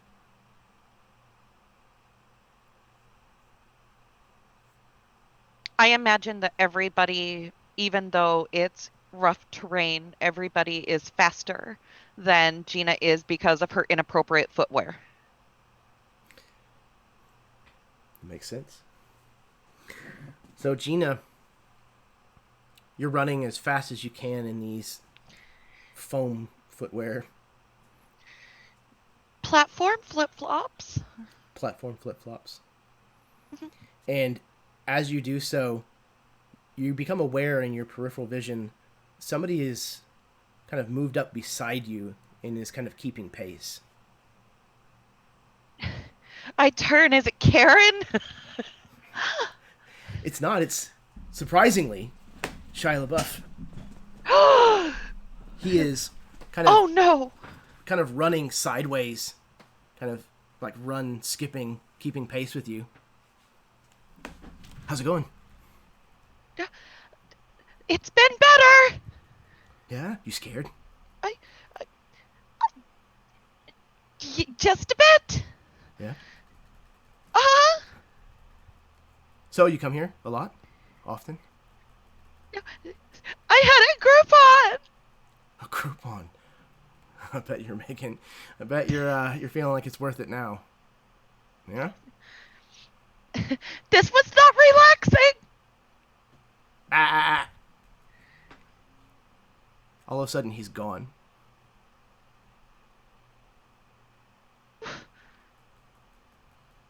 You okay back there? Oh my God, he's here. He's right here. Look around. Do we see him anywhere? You look around, kind of casting your eyes back. You don't see anything. You see the truck still kind of parked up the hill, the light shining into this tree that's kind of fallen across the road. You don't see him. He's playing with us. Clearly. Ugh.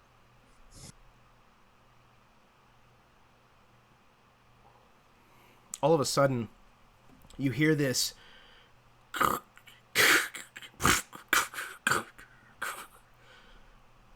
and a boulder, probably about the size of one of the beanbag chairs that you saw in the hippie's office, comes tumbling down through the trees and crashes into the road where some of you are running. Let's see. Gina, you were in the back, so we're going to go more in the front. So let's say Buck and Karen. Both of you, please. Roll d6.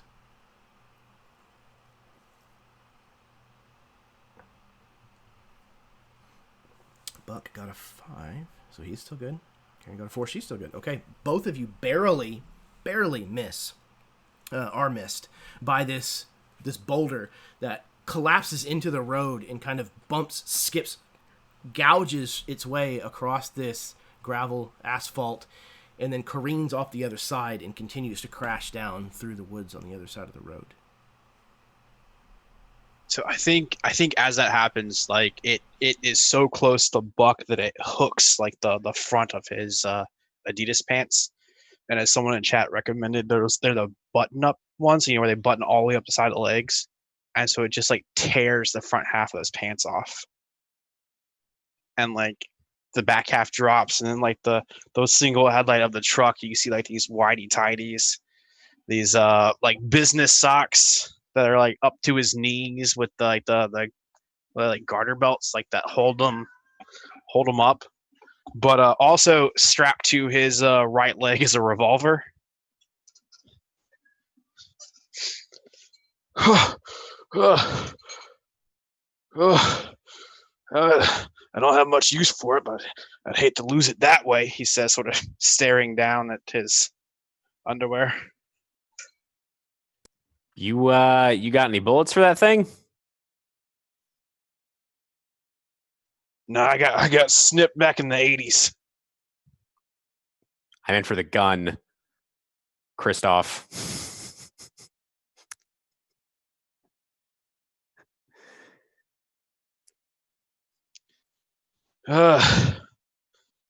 He pulls out the revolver and kind of looks at it.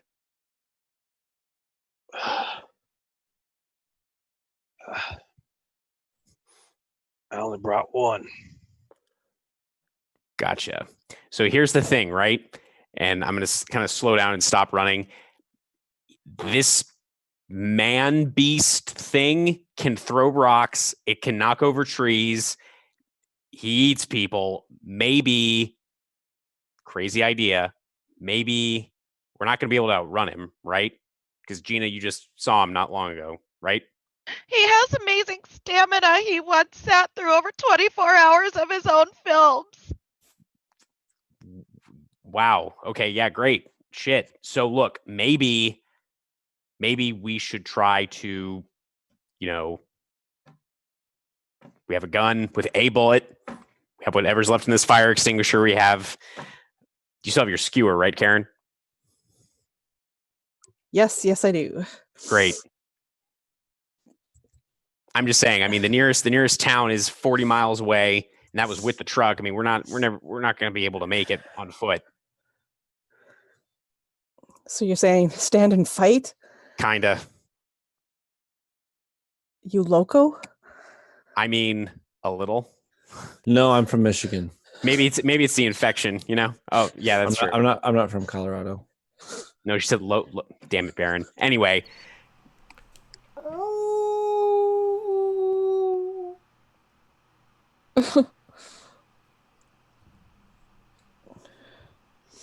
I mean, unless you all have any other ideas. Think of that howl, Karen's. I'm stopped and I've got the skewer. I've got both hands on it and I'm like looking to find out where that sound is coming from.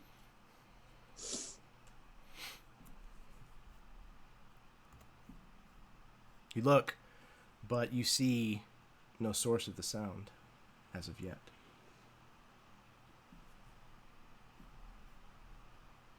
I mean, he's clearly toying with us. I mean, the boulder, the howling, dicking around with Gina. I mean, I don't know.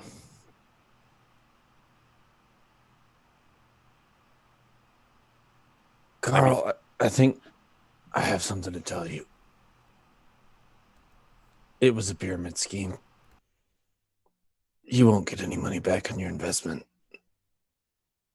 Here's your $400 back. It's okay, Baron. You can keep it. I knew it was a pyramid scheme. Buck, I'm gonna die. I just wanted you to like me. I do like you, Buck. Baron, Baron, why do you think I eat all this fast food?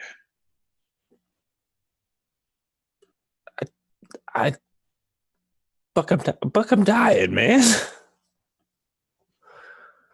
What I'm trying to tell you is my last name isn't Winters.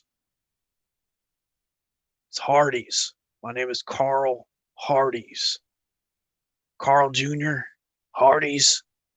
My family owns them. Oh my God.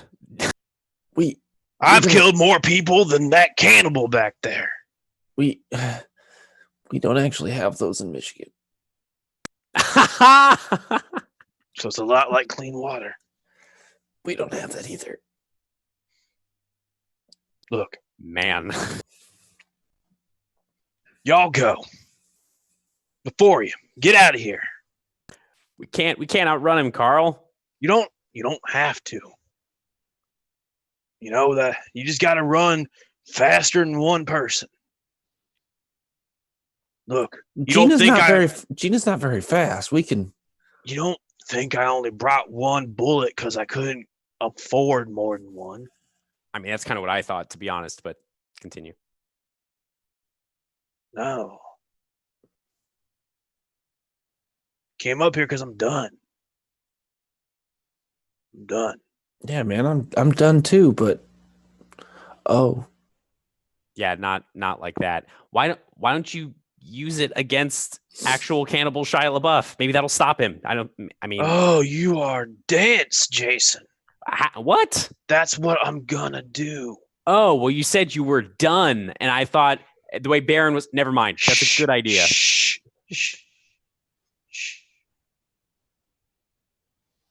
It's okay.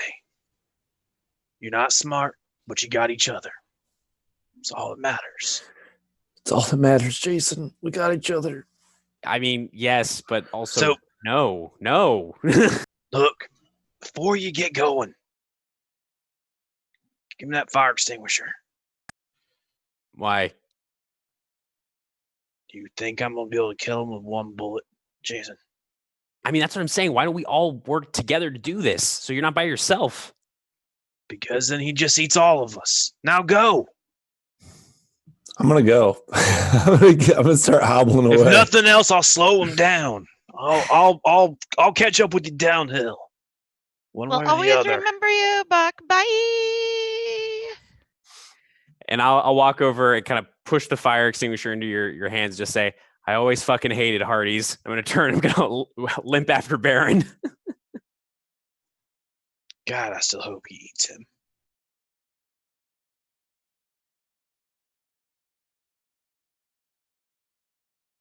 And I think Buck sits down on a rock beside the road, pulls out another Schlitz from somewhere, cracks it open, and waits.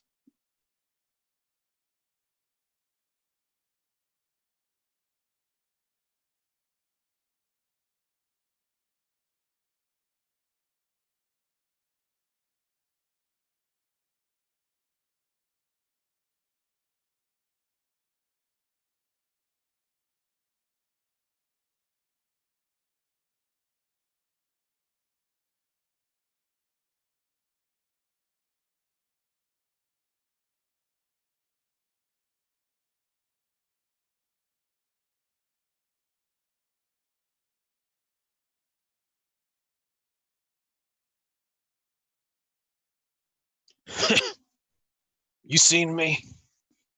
Pats his fat stomach.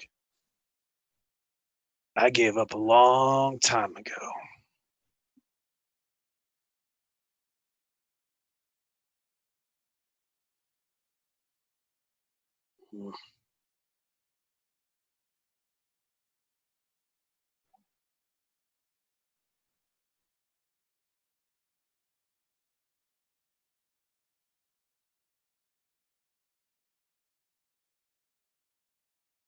I think Buck crunches that beer can in his hand, throws it down the road, stands up.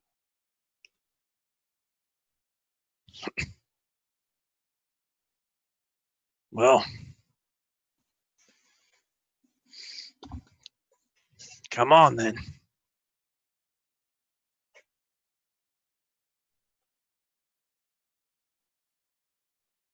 Buck is going to try to cinematically throw the fire extinguisher towards him, and then with the one bullet, shoot the fire extinguisher as it nears Shia. Now I'm gonna go ahead and blow 3 blood points here to make sure that shit works.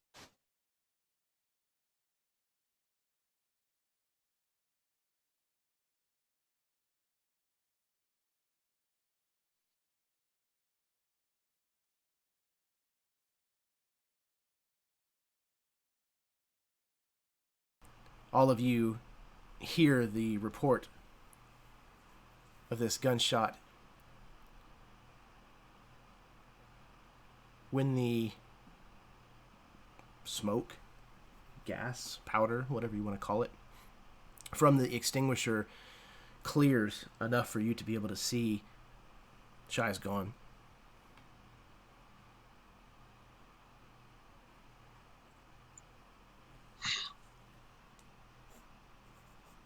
Damn it. I think Buck will start heading down the actual hill, not the road, to try and catch up to everybody else.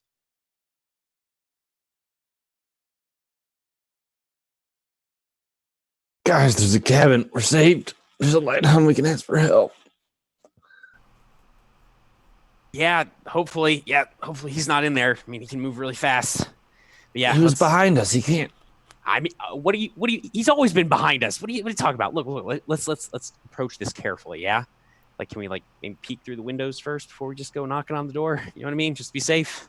Look, there's a light over at the Evil Dead place. What could possibly go wrong with this? Maybe Bruce Campbell's in there.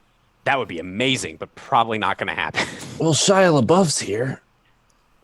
That is true. Well, let's just look through the window. Let's peek through the window, quietly. Quiet. All of you, the 4 of you, please roll d6. Failure. Same. I got a 4. You are creeping closer and closer to this cabin with its light on. Suddenly, clang! Clang! Baron and Jason, your leg has been caught in a bear trap. Ah, my leg! It's caught in a bear trap. You gotta gnaw it off, Baron. What?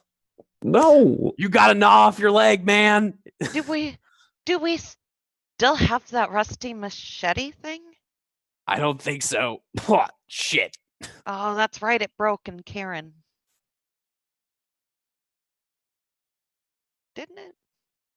Yeah. Yeah, it broke when I missed. I failed also, Jeremy. Okay. I rolled a 6. So in that case, instead of 2, there were 3 clangs. 3 bear traps around this cabin. Everybody's stuck in a bear trap? Except for you. Jesus Gina. Christ, what kind of people live up here?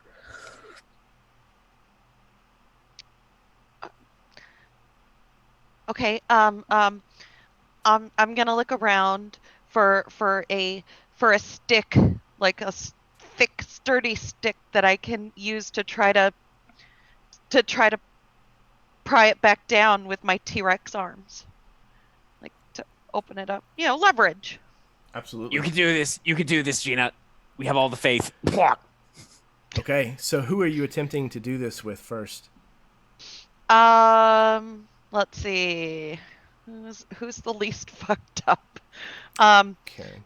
Yeah, Karen, definitely Karen. Okay. I'm gonna go for Karen first. Okay. Karen, roll me a d6, please. That's a 5. Okay. You begin to get this bear trap open, Gina, with this stick, kind of prying it open, and just about the time that there's enough room for her to kind of wiggle free, the free, stick Karen! snaps, and the bear trap closes back down again with another clang. This is really hard to watch. It's really hard to hear. Oh no! I need another stick. No, that's good. No.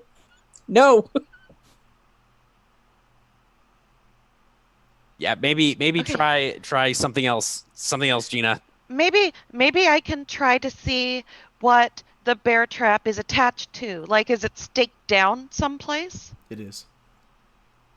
Yeah. It's Can I one of try those- to pull up the stake? You absolutely can. It's kind of one of Okay. those like stakes that gets like twisted, so it kind of goes down in a spiral. Okay. So, I will do that. That's a 6. Love you guys. Okay, so You impale Sorry. yourself. let's see. As you're kind of taking this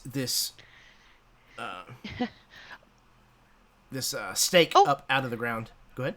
I found it. I found where it's staked down. You're kind of making this thing spiral, and you're having to kind of really put your weight behind this to kind of get it out of the ground. And as you do so, you step on a root and you roll your ankle off the side of the root. Oh, my inappropriate footwear.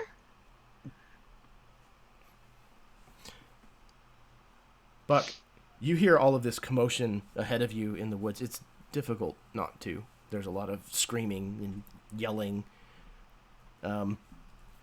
Loud sounds of steel snapping. You kind of come upon the scene as this is unfolding.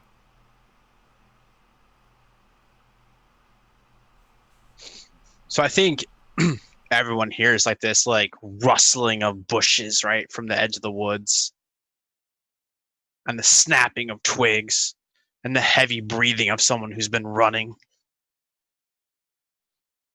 And then like out of like this comes this like shambling mound of a man, like sticks in his hair and like, through his t-shirt, and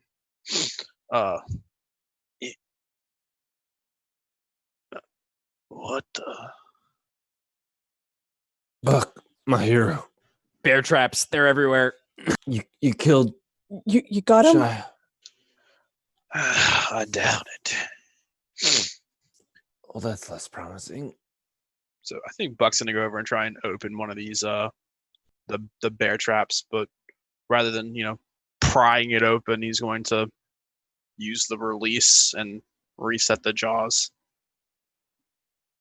So There was never a release in the Bugs Bunny cartoons.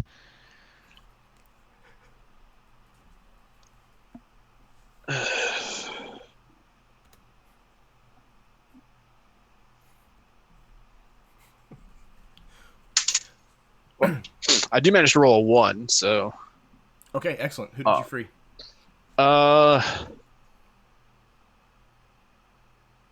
probably Karen, right? Because Gina's not trapped, right? Correct. Yeah, so Karen. Okay. And I'll get your leg out of it. I push down all the way till you hear like the click of these bear trap jaws like resetting.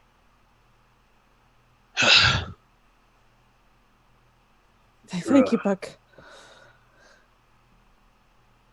I can't promise that you're gonna keep that. He kind of like nods towards your twice mangled leg. Mm. I'll keep it. God damn it. Go. And he like kind of leans in the air and get Baron. Jason.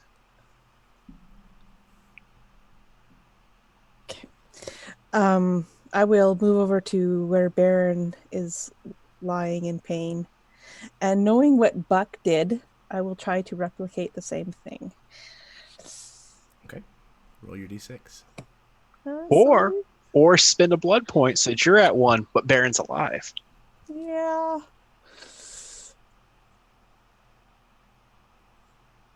Yeah, okay, I'll do that. I will use up a blood point.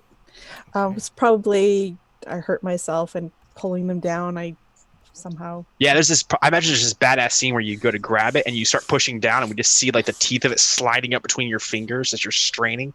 Yeah, it starts to get slick, but it opens.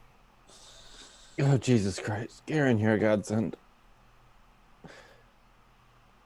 I think this is probably my right leg to go along with my right arm. Got to keep it symmetrical. Don't worry, guys. I'm all left. Let's free Jason. God Thanks. damn it, Buck. Don't you fucking... I'm dying, okay? You're not dying. You'll be fine. But those jokes are killing me.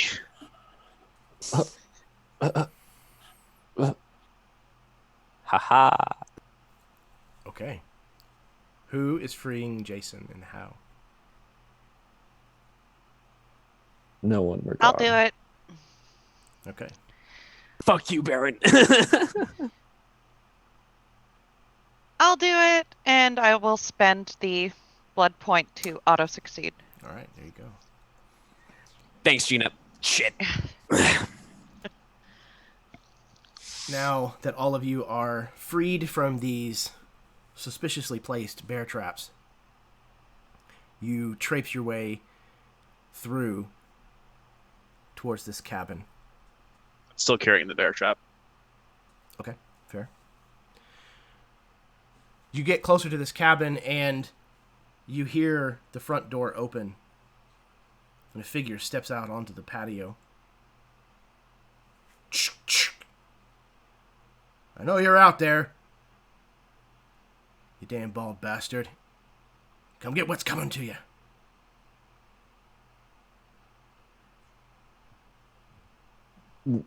What? Please don't shoot. Yeah, we're not who you think you think we are. Person just- levels the gun in your direction. I still have my hair. Yeah, we're lost and we're really hurt. Some of us are bleeding pretty badly. Why did you have 3 bear traps in What's your going on? yard? Because there's bears around here. Yeah, there's also a freaking cannibal. Can we come in, please? We won't hurt you. Yeah. We'll explain in a minute. Can you just let us in? We need some kind of medical attention. I know I do. I know Baron does. Yeah. And so does Come Baron. here. All right. As you all step closer, you realize it is, in fact, Bruce Campbell. Oh, yes. Yes. Holy shit, Mr. I'm Campbell. from Michigan, Mr. Campbell. I'm from Michigan. Yeah. Great, kid. Yeah, So, yeah. I feel kind of shut down by that. You're No, all, it's okay, Baron. It's okay. You're all bleeding all over the place. What the hell's going on? Yeah, we were attacked by, I know this is going to sound insane, Mr. Campbell, by actual Cannibal Shia LaBeouf. He like was throwing boulders and what do you mean? You've also been attacked by Shia LaBeouf? 20 years ago. 20 years ago, I tried to do a movie with that bastard. Yeah. He ate half the crew. Oh. And the whole thing was covered up. Now I get my revenge. Absolutely. And we are totally down to help you, but some of us have been literally mangled by your bear traps, so we need some help. Yeah. Go inside. All right, there cool, should be cool, first cool. aid Thanks. stuff, food. Help yourselves. He kind All of looks off into the darkness of the woods. I'm coming for you. He traipses off into the dark woods with his shotgun. No. Don't. Let him go. Let him go, Baron. Let him go. Who was that guy? He's such a good actor. He's a great actor. If anyone can beat Shia LaBeouf, it's Bruce motherfucking Campbell.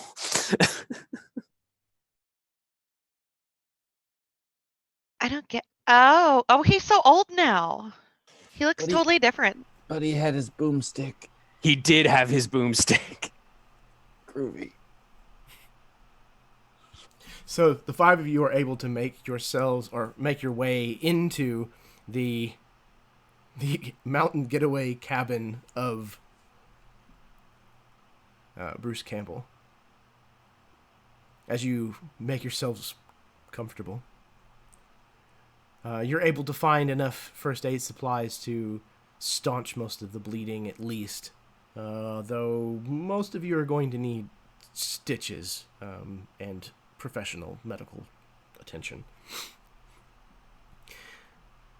You're able to find plenty of food, enough to drink, but it's not long before you hear the report of that shotgun. One shot, two, and then three. A fourth. Long silence. And then you hear the sound of someone screaming.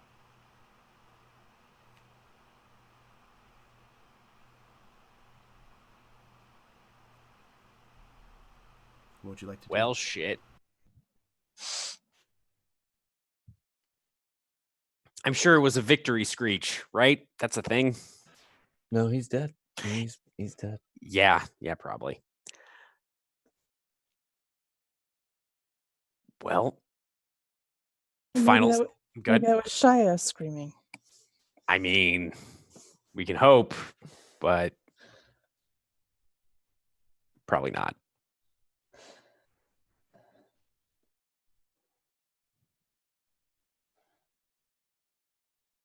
Well, I love you guys. It's been fun. Relax and get away. Hasn't really been relaxing at all. It has been something, though. Optimistic as ever, Jason. Always. Don't give up. Let's search the cabin. No, I think we definitely should. I think it's a great idea. But I think this is kind of the last stop. I think we wait for him here, make our final stand here in Bruce Campbell's badass mountain cabin getaway. It's almost like a movie, really. It is almost like a movie. It's weird. I imagine that sitting next to one of the chairs is like a 3/4 complete cross stitch.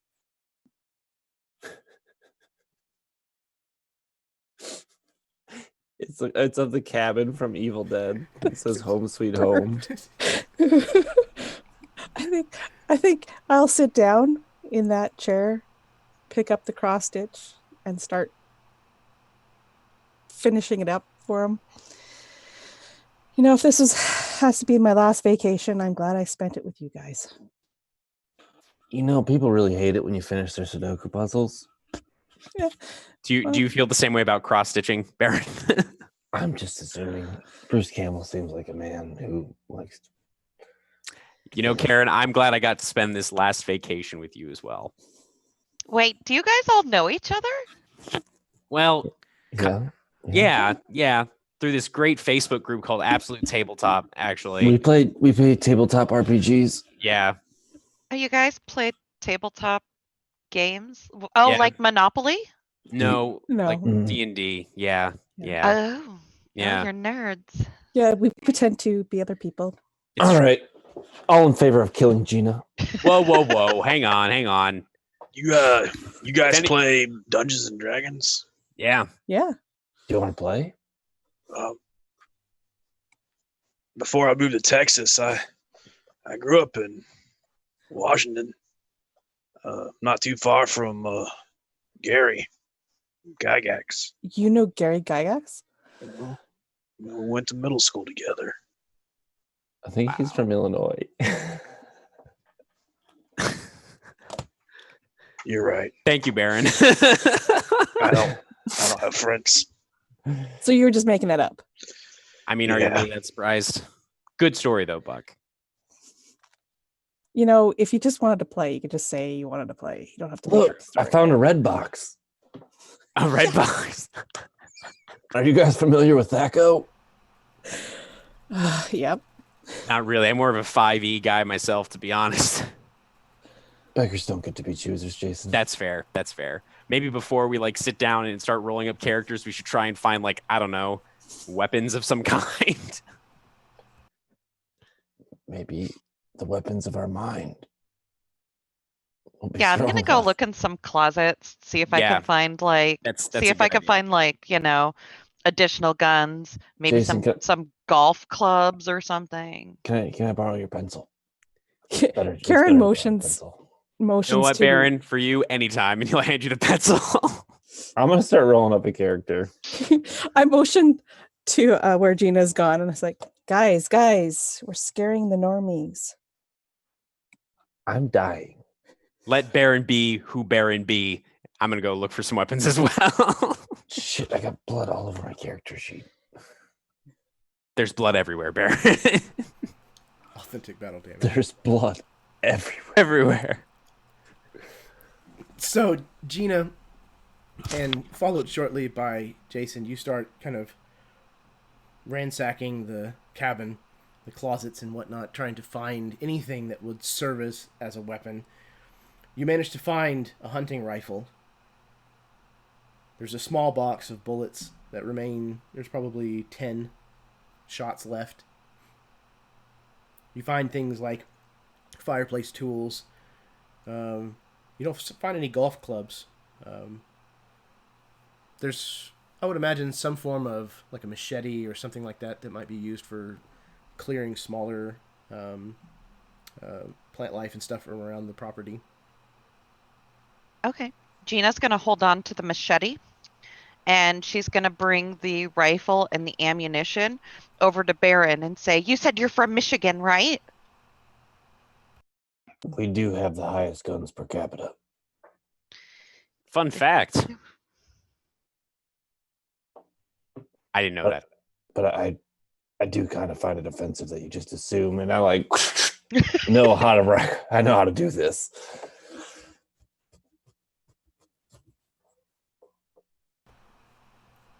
Sorry for the generalization, but I was right.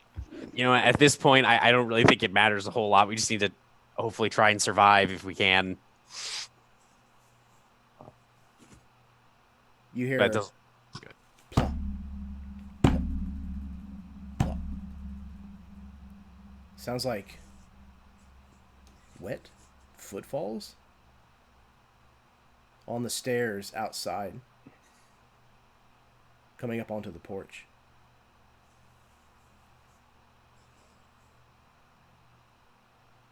The door handle shifts.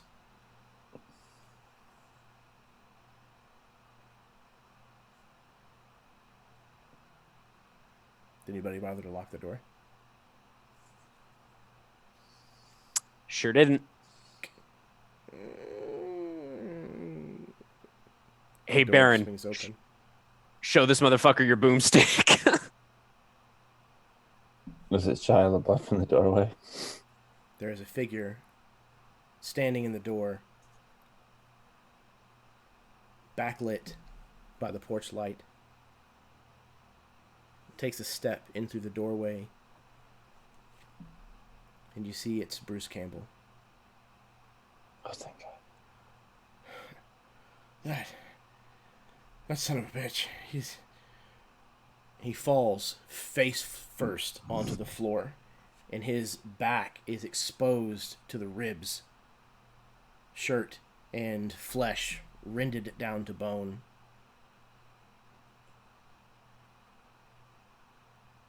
He lands with a thud and doesn't move. God damn it. Da-dum, Damn it. da-dum. Da-dum, da-dum, da-dum, da-dum, da-dum, da-dum, da-dum, da-dum. Da-da! Shia jumps into the open doorway. Hey, Fucking sheeple. shoot him, Baron. Hold on. Let Jeremy finish. Hey, sheeple. Oh. Go ahead. I was gonna say as he jumps in the door, reroll your stats, motherfucker. And I'm gonna use my last blood point to shoot him. 3d6. All right. You shoot this rifle. It almost knocks you out of the chair. Whoops. Sorry, Karen. It almost knocks you out of the chair that you were sitting in. My dice. The red box spills everywhere on the floor. No. Dice clatter under furniture. You'll never find them again. Those dice are probably older than you. You had to paint the numbers. But the shotgun, or the rifle, rings out, pegging Shia right in the shoulder. He spins off of the porch and disappears from view. All is quiet once again. Close the door and lock it. Did you see where those dice went? Just be careful. You don't want to step on that D4. So Gina goes to the door. Yes. Okay, she runs over, slams the door shut. She locks. Yeah, she locks all the deadbolts. There's like 4 or 5 of them on this door.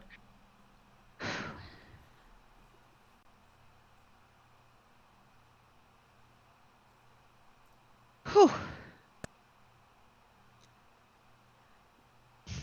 Quick thinking there, Gina. I'm gonna look around. Is there a phone in here? I don't think we checked for that. Oh yeah. You don't see any kind of landline. But So, okay. Bruce Campbell is lying dead on the floor. He should have a cell phone. Yeah. Hopefully it's not Metro. Sorry, Ash. And he's gonna reach down and try to pull see if he has a cell phone. He does. He has a cell phone in his pocket. Does it have any charge? Or is It does. Also... Yep. Oh shit! It's a working phone. All right. I guess 911 then, unless anyone thinks we should call somebody else. Jason, Actually- who would we call? I They'll don't never know. believe us. I'm really bad at giving directions. Maybe somebody else should make this phone call, to be honest. Whatever. 911. I dial 911. You dial the number. It rings. 911. What's your emergency? We have some really hurt people up in a cabin in the mountains. It's fucking Bruce Campbell's mountain cabin. It's near, what was the place called? Howard something or others, self-help center and mushroom farm. Howard Hazzan's, I think. Okay, sir. What is the situation? Are you okay? We have several physically hurt people. There's blood Bear everywhere. traps. Bear traps. We stepped in bear traps. Multiple of you. Yep, More than one yep, of you yep. stepped in more than one bear trap. Okay. Yep. So if you could send someone out right now, that would be fantastic. I am dispatching a unit right now. It might take a little while to get to you. Like The how long is GPS a little while? We're like 40 miles away from the nearest. It's going to take probably at least 20 minutes before a unit can reach you. Okay, then that's fine. The quicker the better. Thank you. Is there any other information that you need from us as far as helping to locate us? Maybe stay inside, away from the bear traps. Yep, absolutely. Thanks. Great tip. All right. Duly noted. Bye. Thank you. All right, we got about What did they say? 20 minutes or so, and then apparently they're going to be able to find us. So 20 minutes? Isn't mean- this Colorado? Don't they like airlift people? What? I mean, we're like 40 miles away from the nearest town. It's going to take them a little while. I'm surprised it's that fast, honestly. You hear the sound of a chainsaw start outside.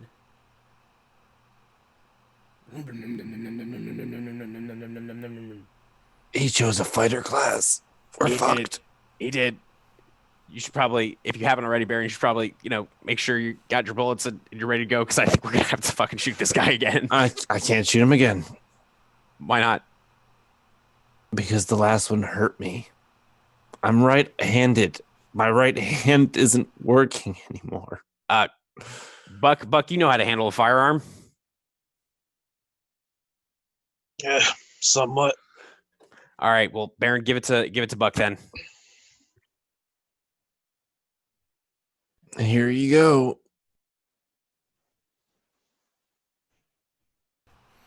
You hear more All right, foot. I'll take it.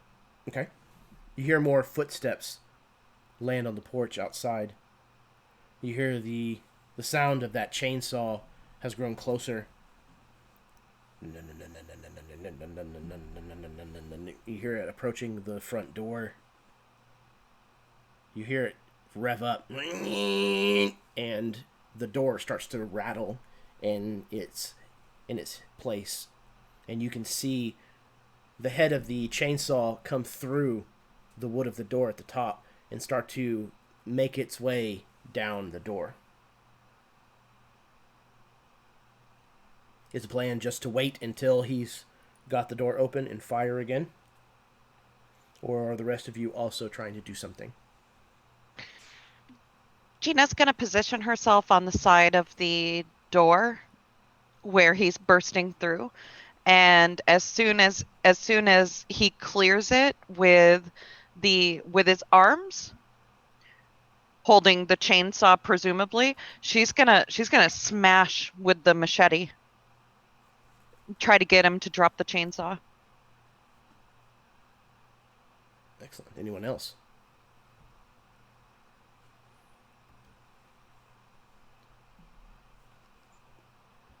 All right. Is it a bolt action rifle or? No, I imagine it'd probably be a nicer one than that. Probably a little bit of a newer model. So I think, perhaps inefficiently and to no effect, Buck will start shooting into the door, since, presumably Shia's on the other side of it. Okay. It's a pretty high-powered rifle, so go ahead and roll a d6.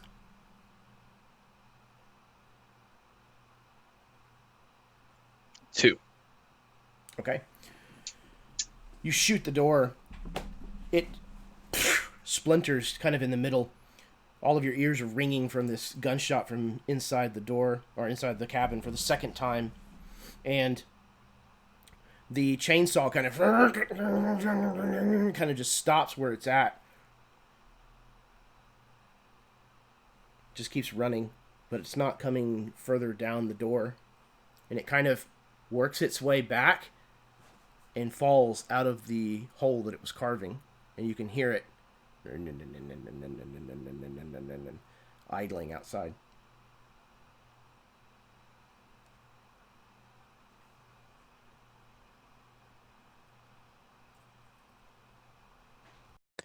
I think we got like 7 or 8 more bullets left. Maybe double tap, make sure, yeah. So you want me to shoot the door again? Well, we need to figure. The chainsaw's not coming through anymore. Maybe he's dead. Maybe he's not. Need to check. Somebody needs to check. But you think that he just dropped the chainsaw and is still standing there? I don't facing know, the door? Buck. I don't know. I'm not psychic. So Jason, go open the door. I'm not going to do it because I'm on the verge of bleeding out here. But you're looking pretty healthy. Gina's not looking, or actually, Gina, you're looking pretty good too, as far as that goes. Maybe just peek your head out real quick. Peek in and out. In the interest of the game, why not? So Gina's gonna undo the 4 deadbolts and look outside. You open the door, Gina. Part of it kind of tries to collapse because it's mostly cut all the way through. You throw the door open. The chainsaw is sitting there just a foot or so away from the door, just idling. There's blood all over the front porch. You see no sign of Shia. Grabbing the chainsaw. Okay.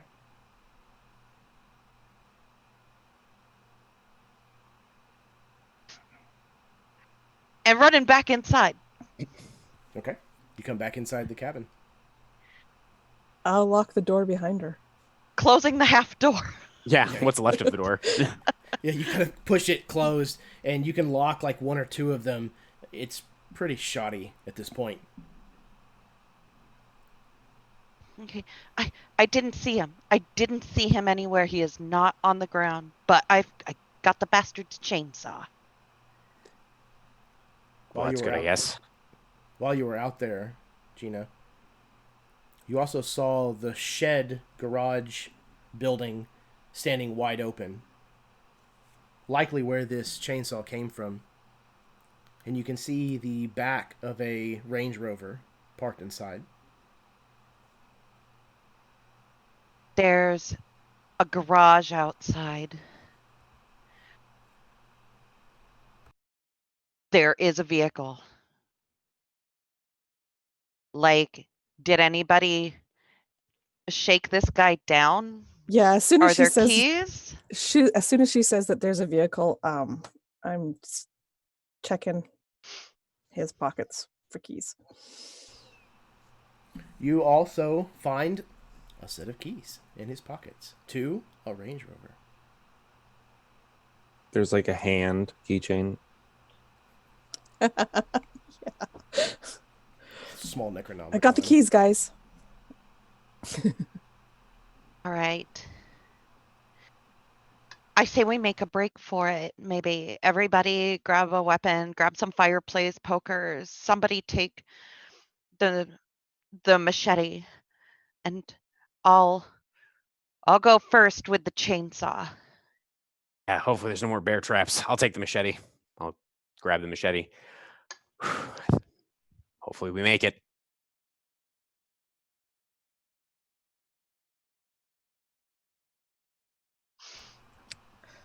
I think I still have my skewer, so Baron, you can take the poker from the fireplace. I'm taking what's left of the red box. Priorities. You arm yourselves, some more efficiently than others, and you make your way carefully from the cabin to the garage. It's quiet. Very, very quiet. The darkness is starting to fade ever so slightly as the eclipse seems to be coming to an end. The garage seems empty other than the tools that appear to belong there hanging on the walls. The Range Rover parked right in the center. The keys easily unlock it. Starts right up. No problem whatsoever. Shoddy. Well, I have the keys. Is it an automatic? I would imagine so. Probably Then four-wheel I'll drive. Then I might as well get in the. I've got the keys. I'll get in the driver's. You got this, Karen. Okay. You all Fucking pile in. garage shotgun with the shotgun. You all pile into this Range Rover that until recently belonged to Bruce Campbell. You pull back out of the garage, turn off of this property back onto the road, and start heading your way down the mountain once more. As you start to get back towards the main highway and are pulling on to this road, heading back towards this small town, we see a small shape in the back start to rise up above the seats. And I think that's actually where we're going to stop.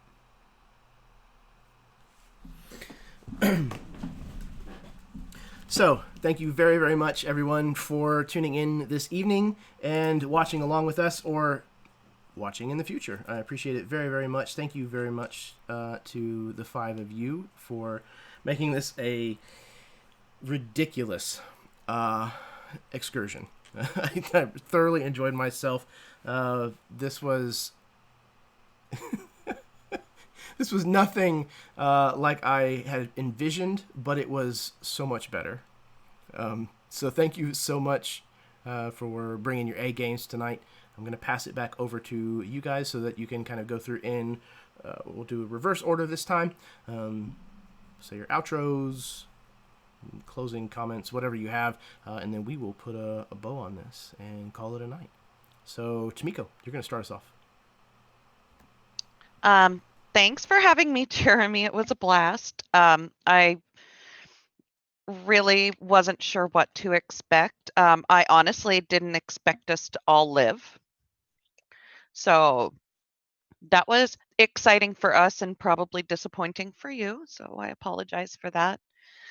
But yeah, I mean, always a pleasure to play with y'all. This was my first time playing with Jason and Steve. So hopefully more games in the future.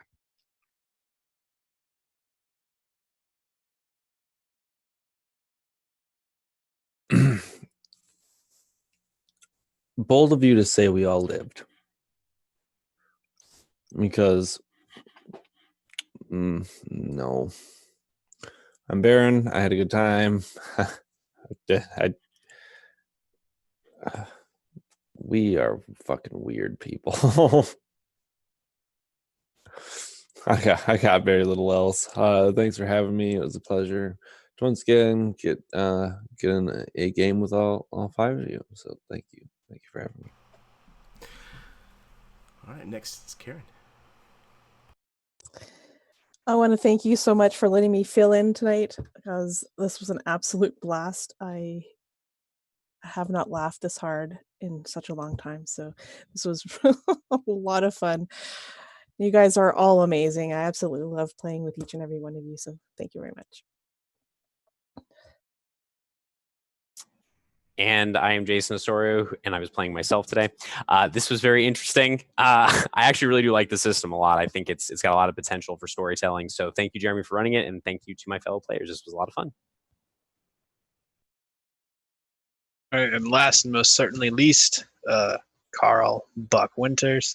I'm Steve. It was a blast, Jeremy. Thank you so much, everyone.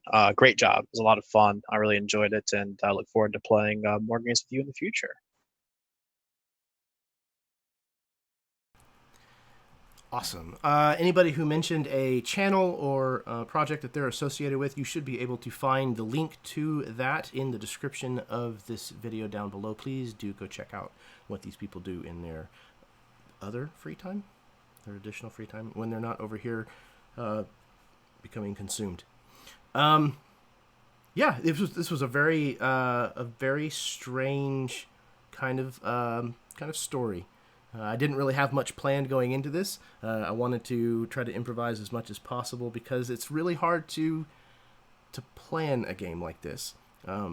So I had a lot of fun though. This system is very interesting. I was very shocked that everybody survived.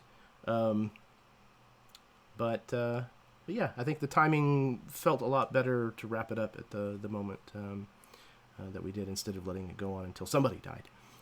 But I really do appreciate everybody playing, so thank you guys very, very much for agreeing to come on and be tortured for 3 hours. So, yeah, until the next system time. was made by Matt ZM over on Reddit. Matt ZM, that's the guy's name. Thank you very, very much for dropping that in there. Excellent. Okay, everybody, so until next time, may your dice roll high, and your players always be within reach.